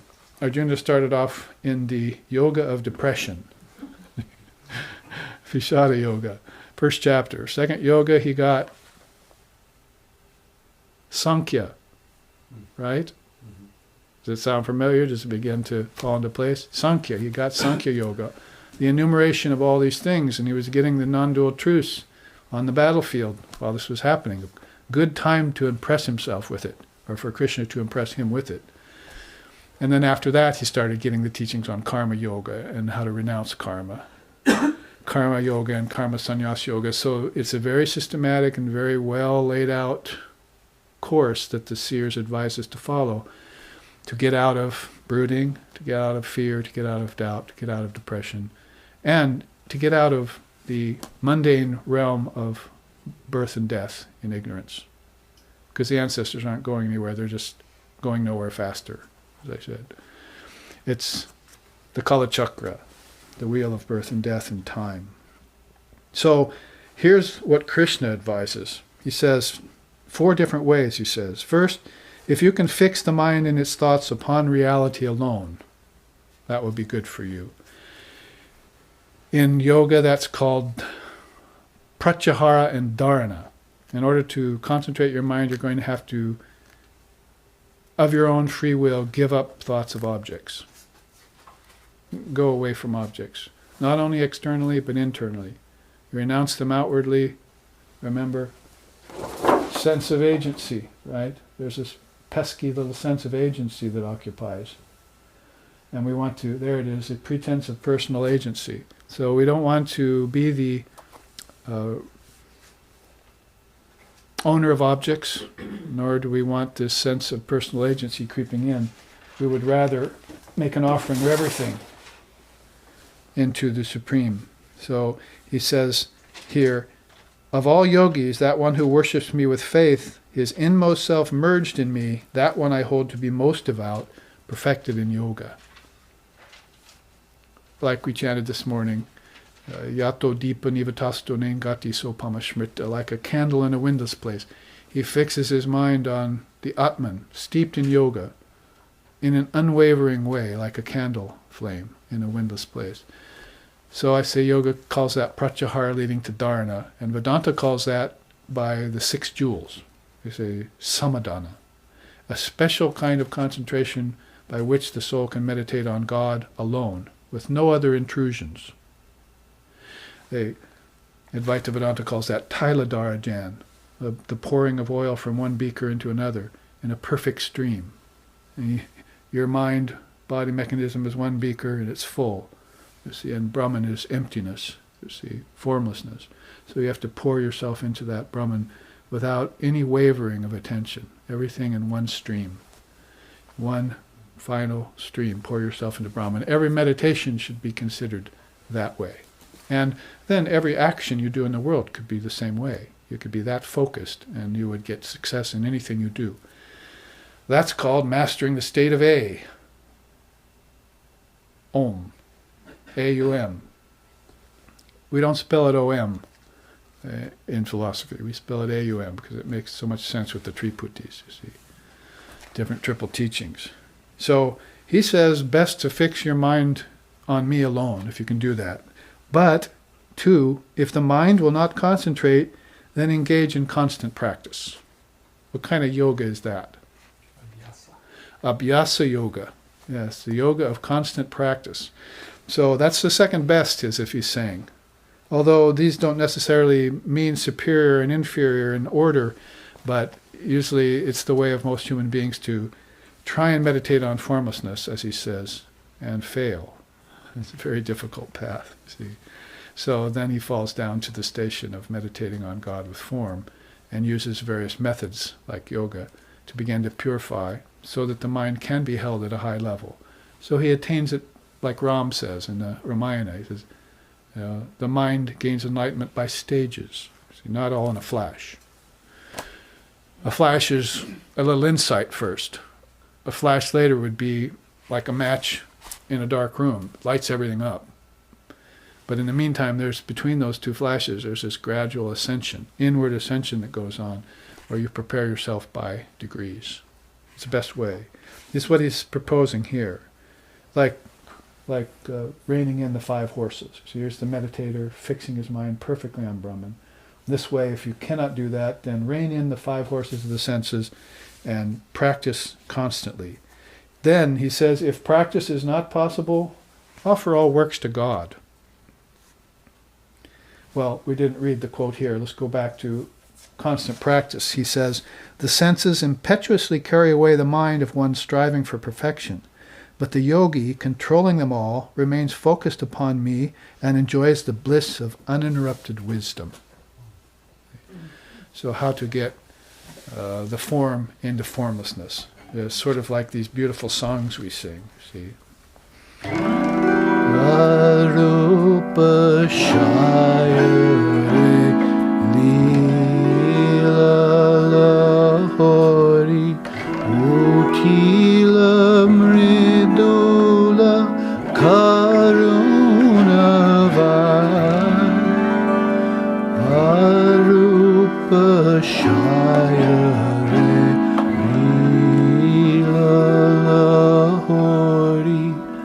Beautiful songs, you see, that have been composed. From the formless ocean of consciousness arose waves of divine sport, blown by the winds of tender mercy. That's a song to Sri Ramakrishna, who always went into formlessness at every opportunity. So he was always like a salt doll walking into an ocean. He said, I always experienced the dissolution of my name and form into the formless ocean. And then he said, some souls have the ability to coagulate their mind again and bring it back into form. Well, we all do that every night when we go from waking to dreaming and from dreaming to deep sleep. But we don't take our consciousness along with us, you see. Come along, consciousness, come with me. Let's stay aware this time and see how we do it. See how the worlds of name and form get projected in space and time. And we'll see that there's no God involved in that. And we'll see that there's no devil involved in that. That all gods and devils are in us. So get thee behind me. And let's get on with this process of higher wisdom. So he says, if practice is not possible for you, if you have a hard time doing practice, which is a complaint, unfortunately, we hear all the time from people who are so busy in the world. Yeah, who, me? And if that's not possible, then what you do is do all work for God. It's just the perfect segue. Since you have to do work, and that's in the 3rd and 4th chapter of the Gita, and he tells you nobody can refrain from work, so do obligatory work. So you're involved in that obligatory work. So why not just offer that all into the fire of yoga, to the fire of Brahman, into the fire of yajna, sacrifice. Make an offering of it all. And be free of the effects. And Don't care for the fruits. All the laws of karma yoga come along and apply there, and you become like a bird flying through the sky, leaving no trace. Not like a slug crawling across a leaf of lettuce, leaving a slime. See? You don't want to leave any residue in this world. He says here, the yogi, abandoning all attachment, performs work with body, mind, intellect, and senses for purification alone. And being untainted, dedicates all thoughts, works, and deeds selflessly to Brahman. Interesting that he says, offers all of these for self-purification alone, not for serving others, not for altruism, not for becoming great. Your hands off all that. Who are you to serve? See? You just do your actions for self-purification alone, because Vivekananda says that's the only purpose for work, is to get a little knowledge. Sri Ramakrishna comes along and says, if you fence with one sword, then you're an inferior swordsman, the sword of action. But if you have the sword of knowledge first, and then the sword of action later, then you're a superior swordsman, and you won't get into trouble. So this art of work and selfless sacrifice and everything it entails is very, very inscrutable. Very, very fraught with potential difficulties. The mind field. The mind field can become a minefield. See? Every step you take could be dangerous. So if you can concentrate your thoughts on reality alone, good for you. If not, then engage in constant practice. If that's not possible for you, then offer all works to God. So what about if I can't do that? You see? Then he says, if selfishness and agency persist, abandon the fruits of work. His quote is, better indeed is knowledge than formal practice. Better than knowledge is meditation. Better than meditation is the renunciation of the fruits of all action, for profound peace immediately follows such renunciation. It's a very interesting way he puts it, isn't it? That better than meditation is the renunciation of the fruits of all action. Why is that? Because meditation itself is based on the fruit of action. You want to get somewhere by meditating, isn't it? So you say, why haven't I got enlightenment yet? So you're hoping for enlightenment, and that hope is keeping enlightenment out the door. See? But if you just gave up the desire for all fruits and just made that your one practice, and just sit and watch the mind in a contented way. Bhaja Govindam, Bhaja Govindam. There's a man here who very much likes Bhaja Govindam, only I sing it a little differently, the way I learned it. Bhaja Govindam, Bhaja Govindam, Bhaja Govindam Udamate, Samprapte Sanihite Kale, Nahi Nahi Rakshati Dukrin Karane. So adore the Lord, adore the Lord. And while you're doing that, if you can't fix your thoughts on reality alone, on the Lord, he says me, and he always capitalizes it in the Gita, you see. It's, in the English version. So he says the Supreme Lord, meaning the God with form. See? And that's where all of this cosmic activity has spilled from. So I take refuge in that one, the primeval Purusha, from which all activity has sprung forth. Beautiful quote in the Upanishads. I take refuge in that primal Purusha, from which all this cosmic activity has rolled forth. See, right on down the spectrum of Samkhya. So, beautiful way. These are actually 4 plateaus for approaching the divine. They're sort of like the moods of Vaishnavism. In Vedanta, you could use any one of these and practice the approach. You can storm the gates of formless reality, that impregnable castle that you're trying to get to, by adopting one of these modes and sticking with it. Now, just in case that there's any doubt left in our minds about how Indian darshanas look at it, let's take a quick look at a similar teaching here.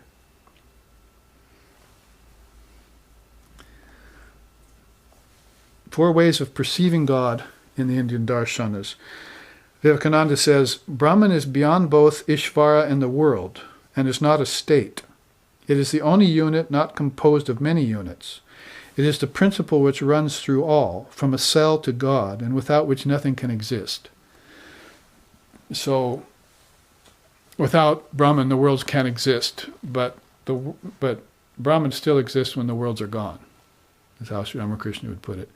The further you go towards Brahman, the further away you go from the worlds. So this problem you're having with the 5 cosmic bondages is going to go away by approaching formlessness, right? To begin to see yourself as formless. And that's what he's saying when he wants you to fix your mind and thoughts alone on Brahman, because you are approaching the formless. The way Vedanta would say that is as Brahman, as Ishvara, as Antaryami, or as Archa. That's the 4 ways in which Vedanta would say perceive God. First, Brahman, the ultimate reality, if you can do it, if you can meditate on it. And in Ramakrishna Vedanta, forgive the expression, as we have this double practice. We get the mantra and we meditate on Sri Ramakrishna, our Holy Mother, and that's God with form. But then we also put the mala down at some point when the mind gets steady and meditate on the formless Brahman. So we do both. We have a practice that calms the mind with mantra, and then when the mind is calm, you can put it there, and you might be able to succeed at such an endeavor in any given meditation inside of your 365 meditations a year. We're assuming that you're going to meditate every day without break, because that's the only way you're going to watch the gunas and know that you're under the influence of the gunas. Is the mind is sattvic once in a while, and then most of the time it's restless and lazy. So if you watch that process, you know 2 things. One, that there's a gunic cycle going on every minute, every hour, every 12 years, every lifetime, every series of lifetimes, in circles. They're just like orbits of planets around the sun. The second thing you know is there's a witness to the gunas. That's the most subtle of all.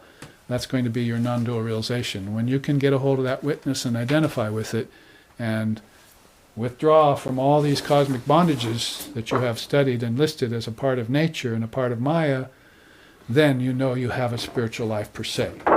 As Vivekananda said, the only way to prove to yourself that you're not matter is by leaving matter alone. And he says, don't touch anything uncanny, not even with your toes. Uncanny means anything that's operating under the tricks of prana. That's a quote by Ramakrishna. He said, all of this you see is the trick of prana. So get a hold of the prana, master it, transcend it, and then see the witness. Sakshibhutam, the witness of all changing phenomena. And be immovable, unperturbable, akshobha asana, beyond the reach of emotional states. Absolutely unflappable, incorrigible. And a whole bunch of other words we can pull out of the English language that try and match up these words like Brahman. But Vishnu, or Ishvara, the Supreme Godhead, is the second way in which you could see Brahman. That's when he capitalizes me, that's quite often what he's saying. Most people come to the Father through the Son, as Christ said. So quite often most people will come along the bhakti path, or some even along the discriminatory path, to the supreme form. That's why this is here. That's the last form you'll see when you go to Om, is Ram's hand with Om on it. And he's saying, you're entering into formless. I'm the last form you will see, and as soon as you understand Om, you'll know that's the porthole into formlessness. And if you saw the light of Brahman in deep sleep tonight, you'd hear a wonderful sound emanating off of it, like the sound of millions of bumblebees around a huge honeycomb. See, hum. That's emanating off that ocean of light. Jyoti and Shabda. See? So then you would become formless. It would just give everything into that. So he's saying, try and do that with all your works. Give everything into that. And reach a state of equanimity. So through getting to the Father through the Son is like that. You would find the Son and he would introduce you to the Word. Didn't Christ say, in the beginning was the Word was with God, and the Word was God? Those are 3 different levels. There was a beginning, which of course there are none. It's ridiculous to say beginning because there's no such thing as beginnings. There's just cycles. So in the beginning, that is apparent beginnings, origins, there it was, you see. There was the Word. But then at that point, the Word was with God. It wasn't God yet. It was separate because it was a doorway into form and then a doorway from form back into formlessness. So it was with God, but it hadn't yet become one with God. It was with God, but then it was God, was the seer who realized it in a non-dual state of samadhi, or satori, or a sampragyata, seedless samadhi. See, and then it became, the Word became one with God. It was one. And then one had non-dual, Advaitic realization. So Ishvara is a way, as a doorway into that. Antaryami means your own self, really. I'd say it was a good word for Atman. It means the inner ruler, immortal, seated in the heart. Some of the Vedantists in our day and age have come up with that English translation. The inner ruler, immortal, seated in the heart. So it sounds like the Atman to me. It's your own self, your true self, not your ego self. That all-pervasive self, Atman, which, although covered by 5 sheaths, nonetheless is ever one and free of bondage at all times. Equivalent to the Purusha of early Samkhya times, ever free, never bound. So if it takes on the assumption of 5 sheaths and can just as easily slough them off like a child outgrowing clothes, then it knows itself and there's no problem. And therefore you can approach or see God as your own self. Self-realization consists of that. There is another way, actually less successful but used by so many people, is archa, the symbol. Tantra is good for that. If you can, instead of idealize the real, realize the ideal, as my teacher used to say. Don't idealize the real, realize the ideal. So you do that through any symbol. That is a stone Buddha or a baby Ram or whatever it is you put there on the altar. You pour yourself into that, your mind becomes one-pointed, doesn't it? And in this time, yes, definitely it's one-pointed, but it's on the image of Ishvara in the form of a symbol, archa, or Swami Vivekananda called it pratika. It's a pratika or a pratima. And so pratika dhyan is meditation on the universal symbol that represents reality. It is here, it is there, it is everywhere in between. And this is that, Bhakti Upanishad says. What is there is also here. Ramakrishna says, what is there is also here, you see. So what's inside and outside are one and the same thing. Put them together to one reality, which they are, and meditate on them. Then pass your time contentedly and be free. Now, the way Bhagavad Gita would talk about these same 4 is Adhyatma, Adhyagya, Adhidaiva, and Adhibhuta. It's one of Arjuna's questions to Krishna that ends one chapter and starts the next discourse. The Adhyatma is the imperishable, the supreme Atman, or the original self. Adhyagya is God assuming form for the sake of sacrifice. Adhidaiva is the Purusha, the self, the original divinity, the real individual self, not the false individual self. And Adhibhuta is perishable nature. So you can see how they all go across the board nicely with each other. So Vedanta and Gita, which are not necessarily separate darshanas, still have different ways of saying. In the Tantra, as I was just mentioning, the first is Brahmabhava, perception of reality. Tantra, though it wants to, like Vedanta, go to the formless reality, it wants to do it by overturning every stone along the way, looking behind in every crevice, in every corner. So everything becomes realized. You realize the ideal rather than idealize the real, as we were just saying. Because renunciation is not condemnation, it's deification. So you take a thing and you deify it in Tantra, like a stone obelisk or a baby Ram, or your relationship with your wife. Whatever it is, you deify it and see it as Shiva and Shakti working together for the highest realization of the soul and for all beings. So that's God assuming form in the form of Yagya, and the Purusha, the self, manifesting its inner divinity. And then perishable nature. See. Now, Tantra, as we were saying, perception of reality is, of course, that non-dual state. Call it Paramashiva in Tantra if you want. Or Mahavishnu. There's Shiva and then there's Paramashiva. There's Vishnu and then there's Mahavishnu. There's Brahma and there's Parabrahma. So there's also always this formless ultimate reality that is standing behind.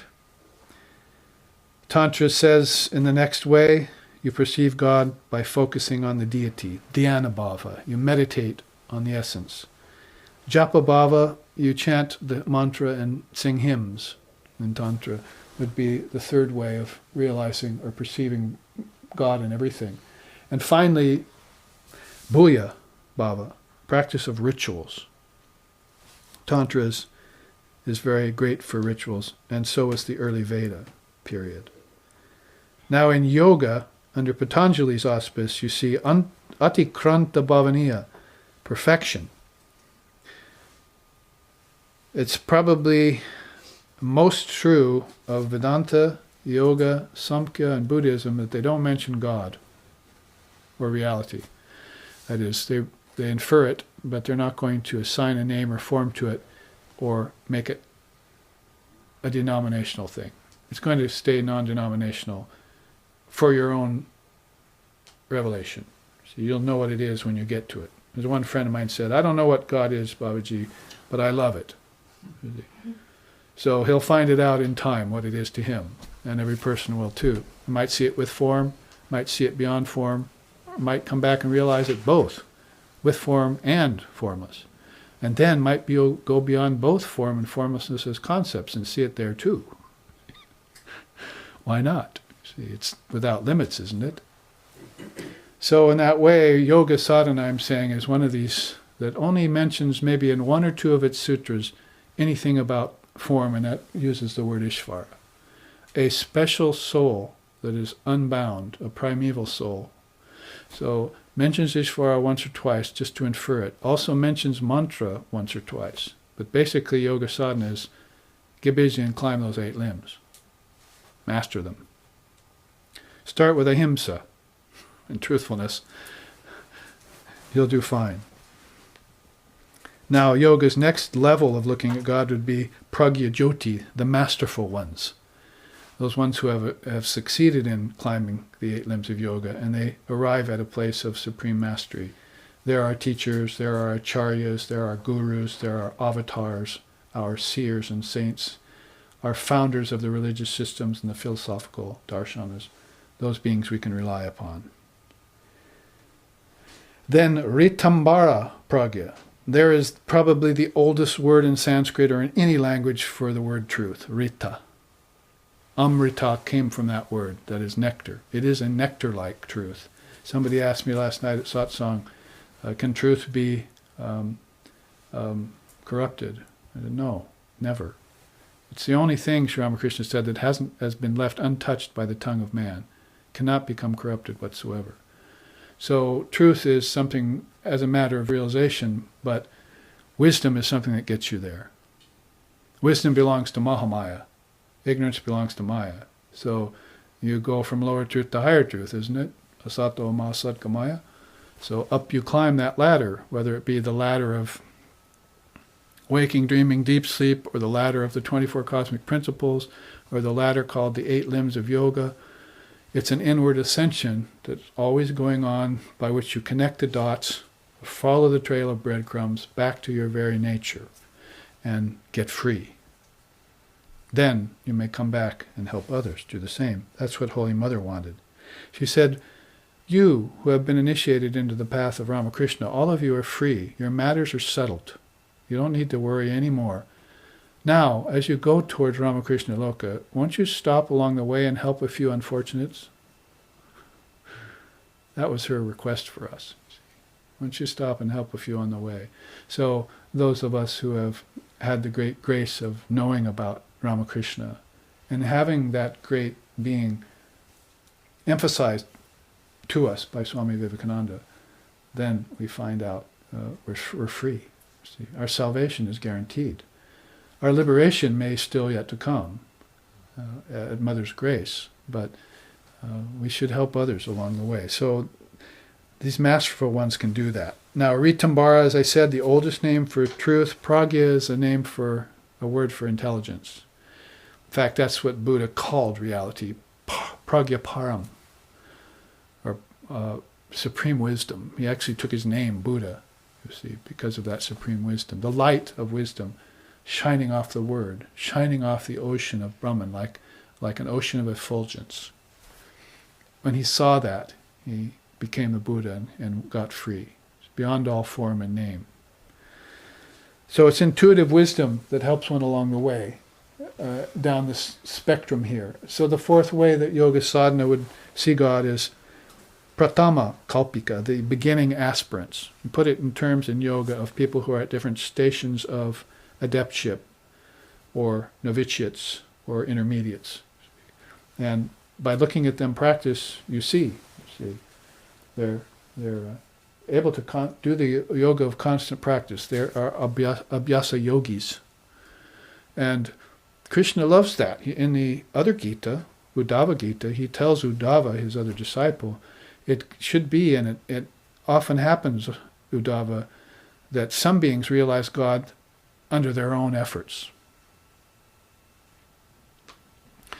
So that's a very wonderful thing. See, if, rather than have to depend upon grace or some future post-mortem emancipation, it's not a good thing. In the East, the avatar is an exemplar, but in the West, he's become a savior. In the East, they don't look at him as a savior. He exemplifies the ideal, and you rise yourself to the ideal. He shows you the way.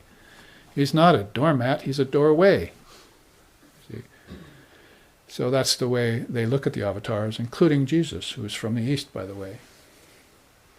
Now, those Indian darshanas, 4 ways of perceiving God, go very well with this teaching from Sri Krishna, and that's what I wanted to present. We don't have to look at the lower part of this chart right now, in accordance with these slokas from the Shvetashvatara Upanishad.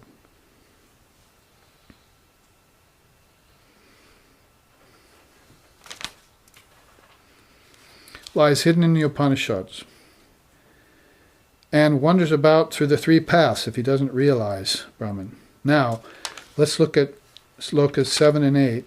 Subtle as the point of a goad, and pure, effulgent and infinite like the sun, Brahman is seen assuming as another the size of a thumb on account of the finiteness of the heart in which he appears, and associating himself with egoism and sankalpa on account of the limitations of the intellect.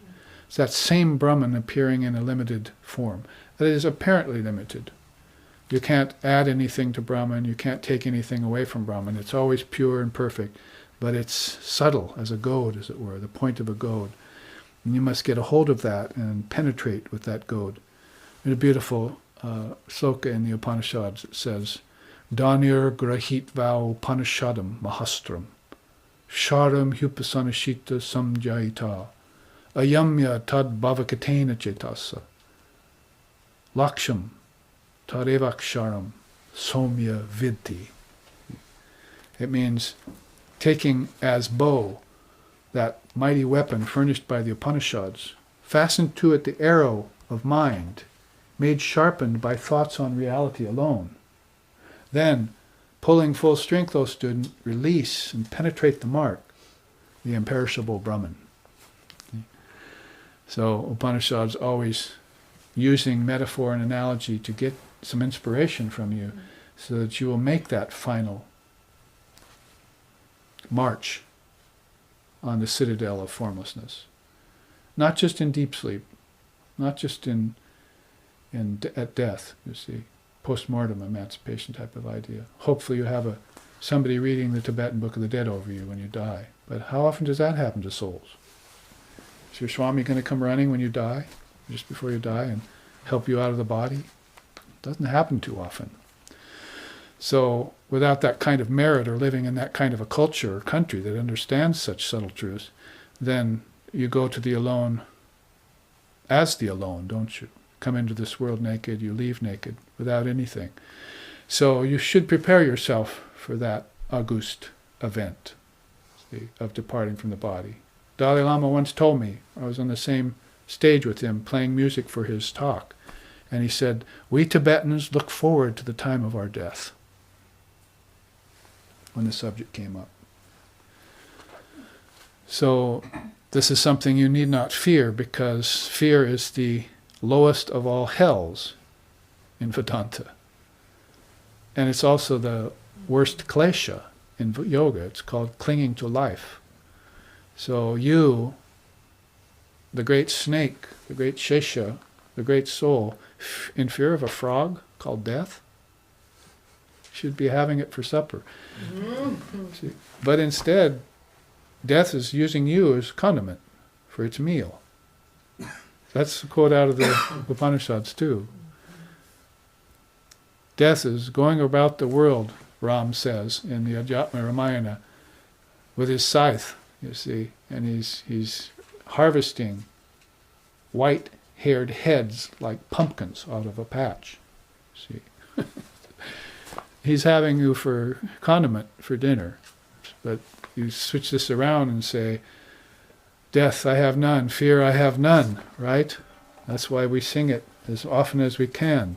Na mrityur na shanka, na me jati beda, pita naiva me naiva, mata ma janmaha, chidananda rupaha, shivoham, shivoham. Om Namrityur Nashanka Nami Jati Beda. I had no birth, I have no death.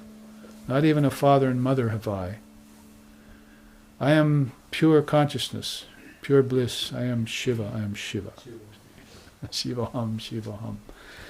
So you can't escape that fact that death is an illusion. Therefore, make doubt doubt itself. Make fear afraid of itself, and put death in its own grave. The words of my teacher to me, late in his life. So those kinds of ideas you'll find in the Noble Vedanta, and in yoga, and in Vedanta, and in Tantra, and Buddhism, and other great darshanas from India. They are thinking about this process called reincarnation and rebirth and karma. They've thought about it deeply. It's one of those subjects that they allow. Otherwise, brooding, not allowed. Brooding on death, not allowed. Fear, not allowed. Doubt, not allowed. If you ask a Vedanta Swami a question and you start with the words, "I have a problem," he'll say, "Stop right there. There is no problem in Vedanta. Please exit the hall. Get rid of your problems, then come back." But I can tell you on your way out that there's no problems, there's only solutions. There's only the light of Brahman. So resist not evil. That's a hard statement of Jesus to unwrap, because we think evil is against us, and we want to incarnate it into some form. And then we fear it, so we give it strength and power over us. But it's just a frog and you're a snake, you see. Be done with it. So these great teachings are there to ennoble the mind for that reason. So I said we are not going to be taking the bottom half of this chart, but in accord with these slokas that we just read, it's as subtle as a point of a gourd, and pure, effulgent, and infinite like the sun. It assumes other forms. Krishna says, like wind blows scents from flowers to different locations. That's how the Lord moves among bodies. But nobody sees it moving. See? Nobody even sees its life force moving. What to speak of consciousness? Because consciousness is immovable. It's like, it's already there when you make your trip towards enlightenment. It's waiting for you. It's not something that you're going to generate, or something, that has an evolution or a beginning. It's already waiting for you as the very core of your being. That's why you must look at it in all ways and acknowledge it as such. And then you, as the Sufis say, you reach out to pick the fruit of your spiritual effort from the branch of the tree of yoga. You find out that the whole tree was inside of you all the time. First it seemed like I had to get a seed, water it with the tears of my devotion, grow the tree, and then climb it and master it, pick the fruit off it. But actually that was already in me all the time, and I was just going through the motions. I just must be sure not to make sure that I'm not going nowhere faster. Those motions are not wasted. So we wake up in this lifetime and realize the truth, not in some future lifetime. Moksha and mukti is, as according to Shankara, is a principle already at hand and always at hand. Not something you get through evolution or through transmigration or through sadhana even. Sadhana just purifies this, as was said, so that it becomes available to you. When mental impurities dissolve, then the seer beholds it everywhere. So isn't it the limitations of the intellect which is keeping us from realizing that great truth, as we just barely said? Associating himself with egoism and sankalpa on account of the limitations of the intellect. So if we want to look at another chart that has to do with that kind of teaching, we would go to this teaching on sankalpa. There's Lord Vashishta, and he opines, or avers, or teaches that sankalpa is of 3 levels. It is, Krishna's teaching on sankalpa in the Gita is that it's a positive evil. Interesting term, sort of like a dichotomy. It's a positive evil. That is, if Brahma does the projection, he does it from sattva, and so the worlds are blissful. The souls get into it, live one lifetime, and then abandon it. They never come back again. It's like Holy Mother saying, in the earliest time, all souls were enlightened. Brahma projected the universe, and they got into the body, and they came up and they said, "What's this?" And they gave up the body on the spot. They didn't like Brahma's projection. But then Divine Mother came and said, "Oh, I'm sorry, Lord Brahma, my son. Here, take Maya, it's a seed. Put it in their minds before you start the next cycle." See? So put that in the minds of all being. They came into the body and said, "Wonderful, wonderful." See? Or if you want to put it in terms of other Upanishads, first he gave them a cow's body. They didn't like that. He gave them a horse's body. They didn't like that. Gave them a human body, and they said, "Well done. Here I can enjoy to the max." So sankalpa happens on 3 levels, and if Brahma does it, fine. Although great beings like Buddha will want to give that back too. The cosmic projection also will be seen through because he's going beyond sattva, which Lord Brahma epitomizes. There you see it, basically. Desire for physical objects, the world. 2nd level, desire for mental projection, the mind. 3rd level, the intellect, desire for attainments. Doesn't it look really quite a lot like this in many of its facets in another system? much later, the 5 cosmic manjas of Vedanta, as compared to this very early teaching of Lord Vashishta. He was one of the 10 mind-born sons of Lord Brahma, so he should know about Sankalpa process. Very realized soul, very well-known Rishi in the Upanishads, and very revered. He was actually a teacher of the Avatar.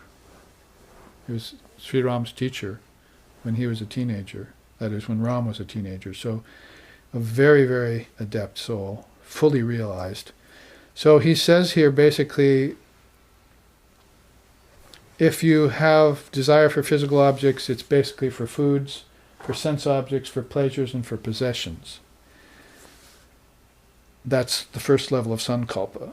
Second level is desire for worlds, for heavens, for excitements, and for distractions. So there's where you get that idea, or that desire for the worlds, right? Loka anuvartanam, desire for the worlds, and then desire for bodily satisfactions. Those 2 levels are there in world and mind. If you get to the intellectual level of Sankalpa, it gets a lot more intricate. You see, he says desire for power, desire for manipulation, for pride, and for glory. Sounds like what I was talking about in the first half, doesn't it? The power for dominion, the power the gods and the goddesses want over the demigods, the suras over the asuras over the celestials over the humans, over the ancestors over the humans, and the humans over the animals, insects, and plants, and worlds. So it's all this intellectual desire for domination. Those 3 he wants you to look at and purge yourself of, so that you're not engaging in Sankalpic process anymore. How does that boil down? Give up hope. Don't brood anymore. Don't seek anything. Don't own anything. Don't covet anything. Actually, those are in the first yamas of yoga, aren't they? Asteya and so forth. Enjoying, you probably should temper that. Striving after things that are unreal, you should give that up. You should only strive for realization of Brahman. Accumulating things that weigh you down. Clinging to things which are unreal or empty. Not being able to share what you have with others unselfishly. Taking the unreal as the real, that's Vedantic to the core. Even conceiving and thinking and imagining and creating and projecting and fantasizing, those are all forms of Sankalpa. So if you take to this teaching, you're reading a riot act to the mind and saying, as it were, shame on you for participating in such a illusory, empty projection. Or if once you get into this, not using your own discriminative awareness and intelligence to separate the wheat from the chaff, to get the essence and reject the non-essence, to be like the great swan who takes the milk and separates the milk from water and leaves the water behind. The essence, extracting the essence of your experiences, as we talked about actually last week at this class.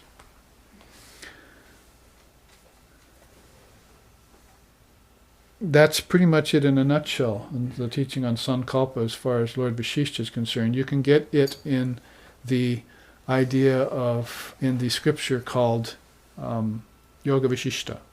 You can read that. Now let's read these quotes. Sankalpic desire at 3 levels, the world, the mind, and the intellect, when utilized by an unillumined mind, is a detrimental force at the root of all suffering.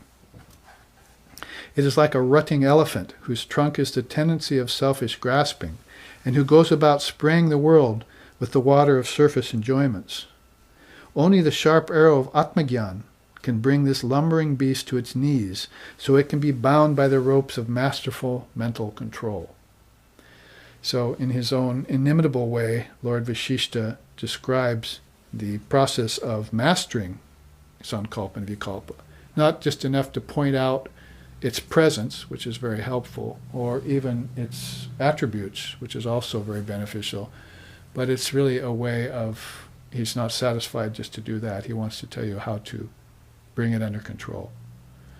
so that you can be that bird flying to the sky, leaving no residue after you. You can live in such a way that my teacher named himself after, Swami Asheshananda, the bliss of no residue. Live in such a way that nothing like karma and kama, even if they came looking for you, could not find you. The final quote on the bottom here of this chart: for mastery over sankalpa and vikalpa, practice asamvedana. Asamvedana is awesome, as we used to say in the early days. It means non-receptivity to all desire. Basically, there are 9 ways, which I found in the scriptures of India, in which to deal with desire. 3 of them are inferior or futile, repressing, trying to satisfy outside of the Dharma, things like that, impossible. They're just adding fuel to the fire. But the other 6, things like tearing them out by the roots, if you're very strong, or sublimating them in Tantra, or asamvedana, becoming non-receptive to them, are very practical and beautiful ways of dealing with desire. Remember, Holy Mother said, what should you pray to God for? Nirvasana, the extinction of all desires. It is indeed the last lifetime for the soul lived in ignorance, when he can get rid of all his desires.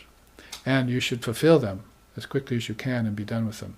The problem with fulfilling them is that you're trying to satiate them, and that's one of the ways in which they cannot be done away with.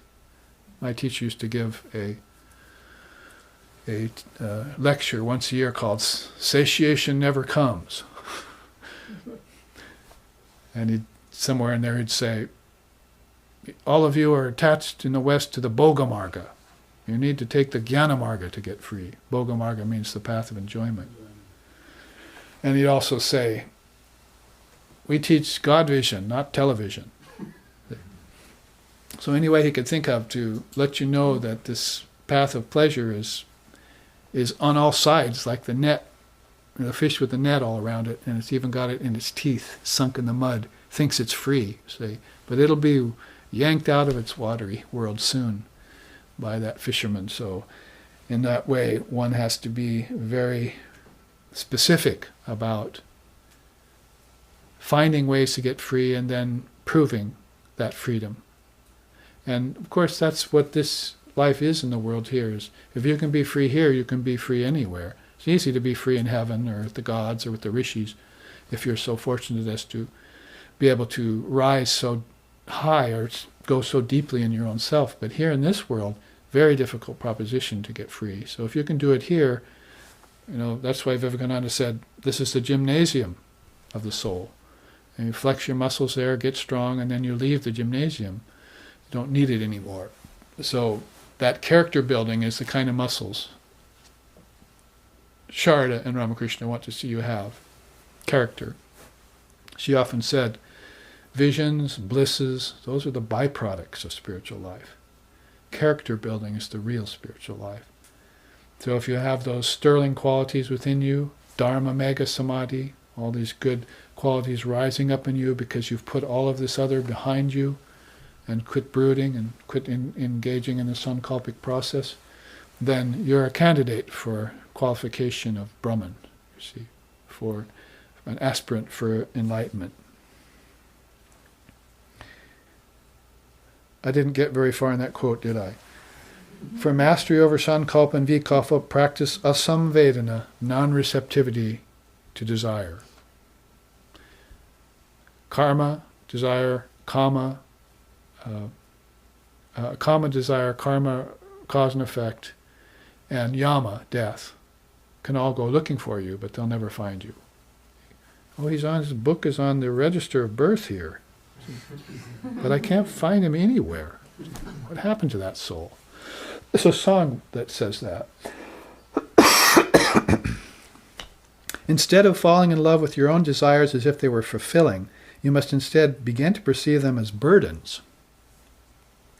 Like packages and parcels filled with unwanted items that really clutter your life and only weigh you down.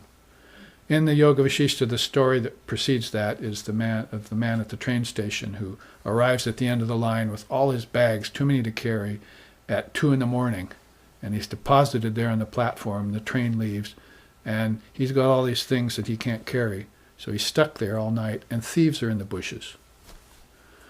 So he can't in any way get rid of those burdens.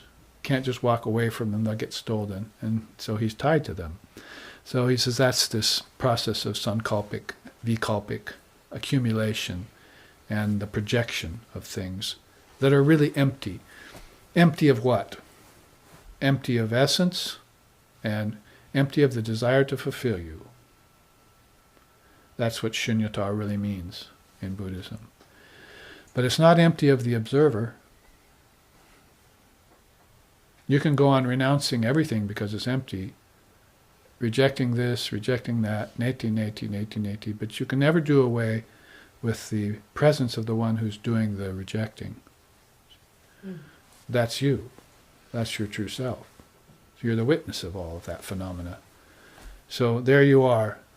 And if you end up with nothing, whether it's via mature renunciation or some virus, then good. It teaches you something. See?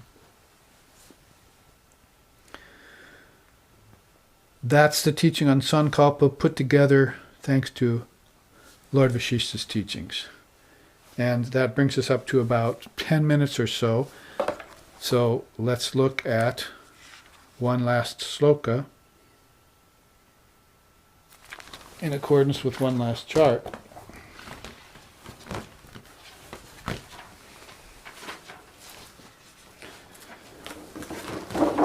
And we'll probably not have time to do this entire chart, but speaking of Sri Sharda Devi and her teachings, it's a very good one to review once a year.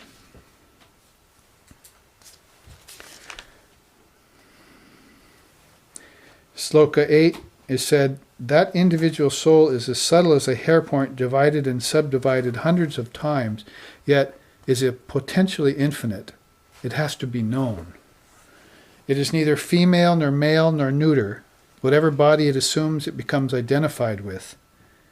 By desire, contact, sight, and delusion, the embodied soul assumes successive various forms in various places according to its deeds, just as the body grows nourished by showers of food and drink. The embodied soul chooses many forms, gross and subtle, based on the qualities belonging to itself, and to the actions and to the mind. The cause of their combination is found to be still another. That is, the true cause would be the causeless cause underlying everything. But it's assuming these various forms. So as Sri Sharda has said on so many occasions, I've managed to cull them together into one chart so she speaks at different levels. There you see the three worlds. We say peace, peace, peace, shanti, shanti, shanti, in order to bring peace to the three worlds. That's the ideal. Immanent world of the physical and astral, transcendent world, the subtle and causal, and the absolute world, Atman or true being. The three worlds can also be called Bhur Bhuva Swaha in some ways, but if you call them that, you must take into account the other four that are above it. So there's a 7-world system that is more general, and then there's this 3-world system which is more specific. The gross, the subtle, and the causal, or the gross, the subtle causal, and the transcendent. And the bodies that go with them. That's how beings embody in that way. She says, after the birth in a human body, some attain salvation in this life, whereas others take inferior births to reap the results of their karmas. Not all can be free from desire. The creation is going on because all cannot be free from desires. But that indeed is the last birth in which one gets rid of desires completely. One will not have to come back here again. And she often said that, may you never have to come back here again because birth and death are very painful. We don't know how painful they are. Basically, we don't remember our birth or the time we spent those 8 months in the womb, but there are songs written about it. Kamalakanta has not forgotten all the pain he suffered in 8 months in the womb. And now I ask Mother to free me from all further embodiment. There's a song, Shuki or Vashna Kara, and Vashna means desires. So it's these desires unresolved that are bringing people back into the body, as she says. And another way she says, many a time a man takes birth and dies again and again in a certain family due to his karma. But one should not blame God for this. Everyone reaps the effects of their own actions. And though one may have to take on a new body, one does not necessarily lose spiritual consciousness if one has one's merit credits from previous births. So there is a way out of sankalpa vikalpa. There is a way out of suffering. There is a way out of ignorance. And you can use those various methods that this class has taught, yoga, Vedanta, Samkhya, and so forth, or put them all together. But she's saying here that it's not necessarily all black. You see, there's this, as the Buddhists say, punya and papa. See, punya is merit, papa is demerit. It's like good and bad karma. Only there's also mixed karma, which is the worst of all. Everyone can recognize bad karma, and everyone knows good karma, what it should do. But the mixed karma is very, very problematic. And a good act produces a bad result, and a bad act produces a good result, and then you get all crazy, and you blame it on God or on devil, and the thing gets worse. So you never really find this cause and effect solution. Well, just in case you don't know that the three worlds are made of, here is basically the list. In a Samkhya kind of rendering, you've got the gross body consisting of the 5 elements, the body consisting of marrow, bones, fat, flesh, blood, skin, nails, so forth, and the 5 organs of action, speaking, handling, locomotion, excreting, and procreating. Those are all your physical body. And they correlate with the immanent world. Actually, they also sort of correlate with the astral body. Some people are saying, oh, I'm having out-of-the-body experiences, and I tell them, oh, that's too bad. Try not to have those anymore. What you want is inner body experiences, not floating outside, looking at what's outside.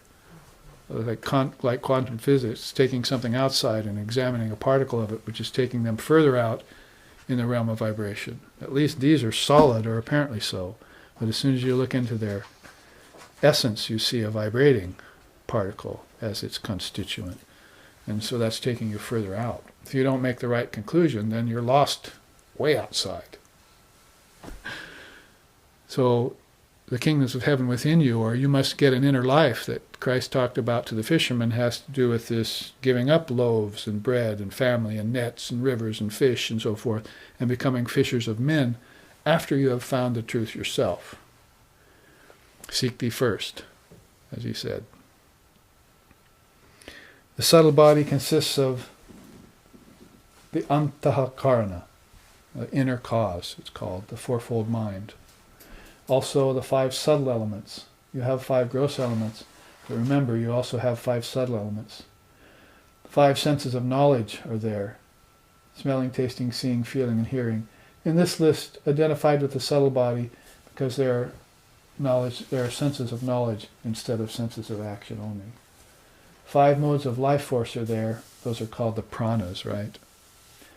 The inhalation, exhalation, circulatory, ascending, digestive, and distributive pranas. And these can be looked at in terms of health and physics, physical things, but they're also good to look at them as a part of the subtle body, because that very gross prana that's carrying blood to the organs, see, is also that same prana that's carrying your soul to wake, to dreaming and deep sleep, or beyond death, taking it to some loka after death. It's the same prana.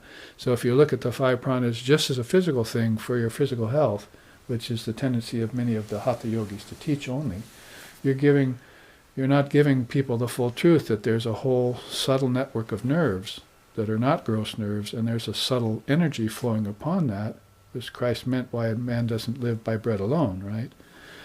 So you have to look into this inner force that's, and they have a direct equivalence to this. Inhalation is just like the energy that's taking your mind into a higher thought. See, and exhalation is just like leaving your body at the time of death, right? I'm leaving now. You see, I vacate. So if you have mastery over those 2 pranas, it's not just, oh, I can breathe even. Or, I've learned the lesson of breathing, and so now I've got pranayama and I can go on to pratyahara. Basically, it's more like, this breathing, these energies, these pranas are to be known as internal functions, not just external functions. You want internal health, mental health, not just physical health. And the idea is that all physical diseases have come from the mind anyway. So if the mind's imbalanced, it's going to give rise to those physical diseases all the quicker. And your immune system, you see. So let's work on our physical immune system. But nobody's working on their mental asana, that is their mental immune system, you see. And that's going to keep desire, even though diseases will still be there in the mind, it's not like you're free of them, they will not manifest if you have this strong strength of mental immune system. It's a one way of putting it. So I'm saying these 5 pranas, man does not live by bread alone, is a very powerful teaching that just doesn't have physical ramifications. It's put with the subtle body on purpose, so that this prana is carrying your soul into deep sleep tonight. This prana is carrying your soul after death to the realm of the ancestors, or the realm of the gods, and so forth, along subtle nerve endings that the physical body is just an outer representation of. If you could all of a sudden take a man, just go whoosh, like that, and take all the nerves out of his body, become a huge cobweb, you see, in the physical ether, and you could see how all the pranas are operating. That's just an outer representation of all the hundreds and thousands of nerves that this same man has in his subtle body. And if you took that and flowered it out, you would see how his energies running and his souls are running to different lokas and so. India has known about this for a long time, so they've never asked the question, where does the soul go after death? Instead they said, there is no death. Death is an illusion. As soon as you abandon this physical form and its physical nerves, you're under the auspice of prana, buddy. And if you haven't mastered the prana, it's a roulette wheel. Where you're going to go, where you're going to end up, is not under your control. So you master the prana, you have a choice where to go. If you still want to be with the ancestors, you can be with the ancestors and as an illumined soul.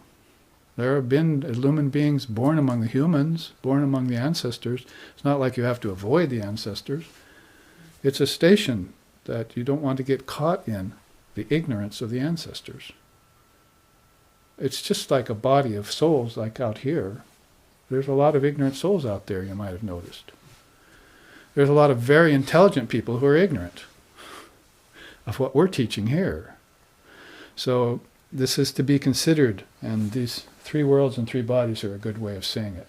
Now, under the causal body, and we'll have to end here, is this list of impossible considerations. Basically, it's an undifferentiated state. It's where the intellect ceases to vibrate, which is why you want to practice meditation. It's mind existing in a subtler state. It's gunas resting in equilibrium. It's the very condition of deep sleep. And I might add to that unmanifested prakriti. And it pre-exists the physical worlds. Now these 2 bodies have come out of this body, but we just don't know the dynamics of it. These 5 pranas will have their own function here. See? They won't cease to operate, they'll become Shakti. Pranas will become Shakti, and it'll be at a very high level of intelligence. And in the case of the gross, it is the cause of the gross and subtle bodies, as I was just saying. So we have to end here because of lack of time, but we will start with this chart and finish it tomorrow at 9:30 if you'd like to be on hand. And we will then examine slokas 8 and 9 of the Shvetashvatara Upanishad of chapter 5 in a little more depth. This is how in SRV we unwrap an Upanishad for you and the slokas therein. With words, with visuals, under the auspice of the seers and saints who have given us this knowledge, in the atmosphere of Sri Ramakrishna, Swami Vivekananda, and Holy Mother. So here let's end with a chant. Om Sato Om Sato Ma Satgamaya Tamaso Ma Joitir Gamaya Brichorma Amritam Gamaya Abira Abira Mayeti Rudrayate Dakshinamukam Tenamam Pahinicham Om Shanti Shanti Shanti. Lead us from lower truth to higher truth, from the unreal to the real, from the illusion of death to eternal life, and reach us through and through with thy sweet and benign presence. Om peace, peace, peace. May peace be unto us, may peace be unto all. Om Hari Om.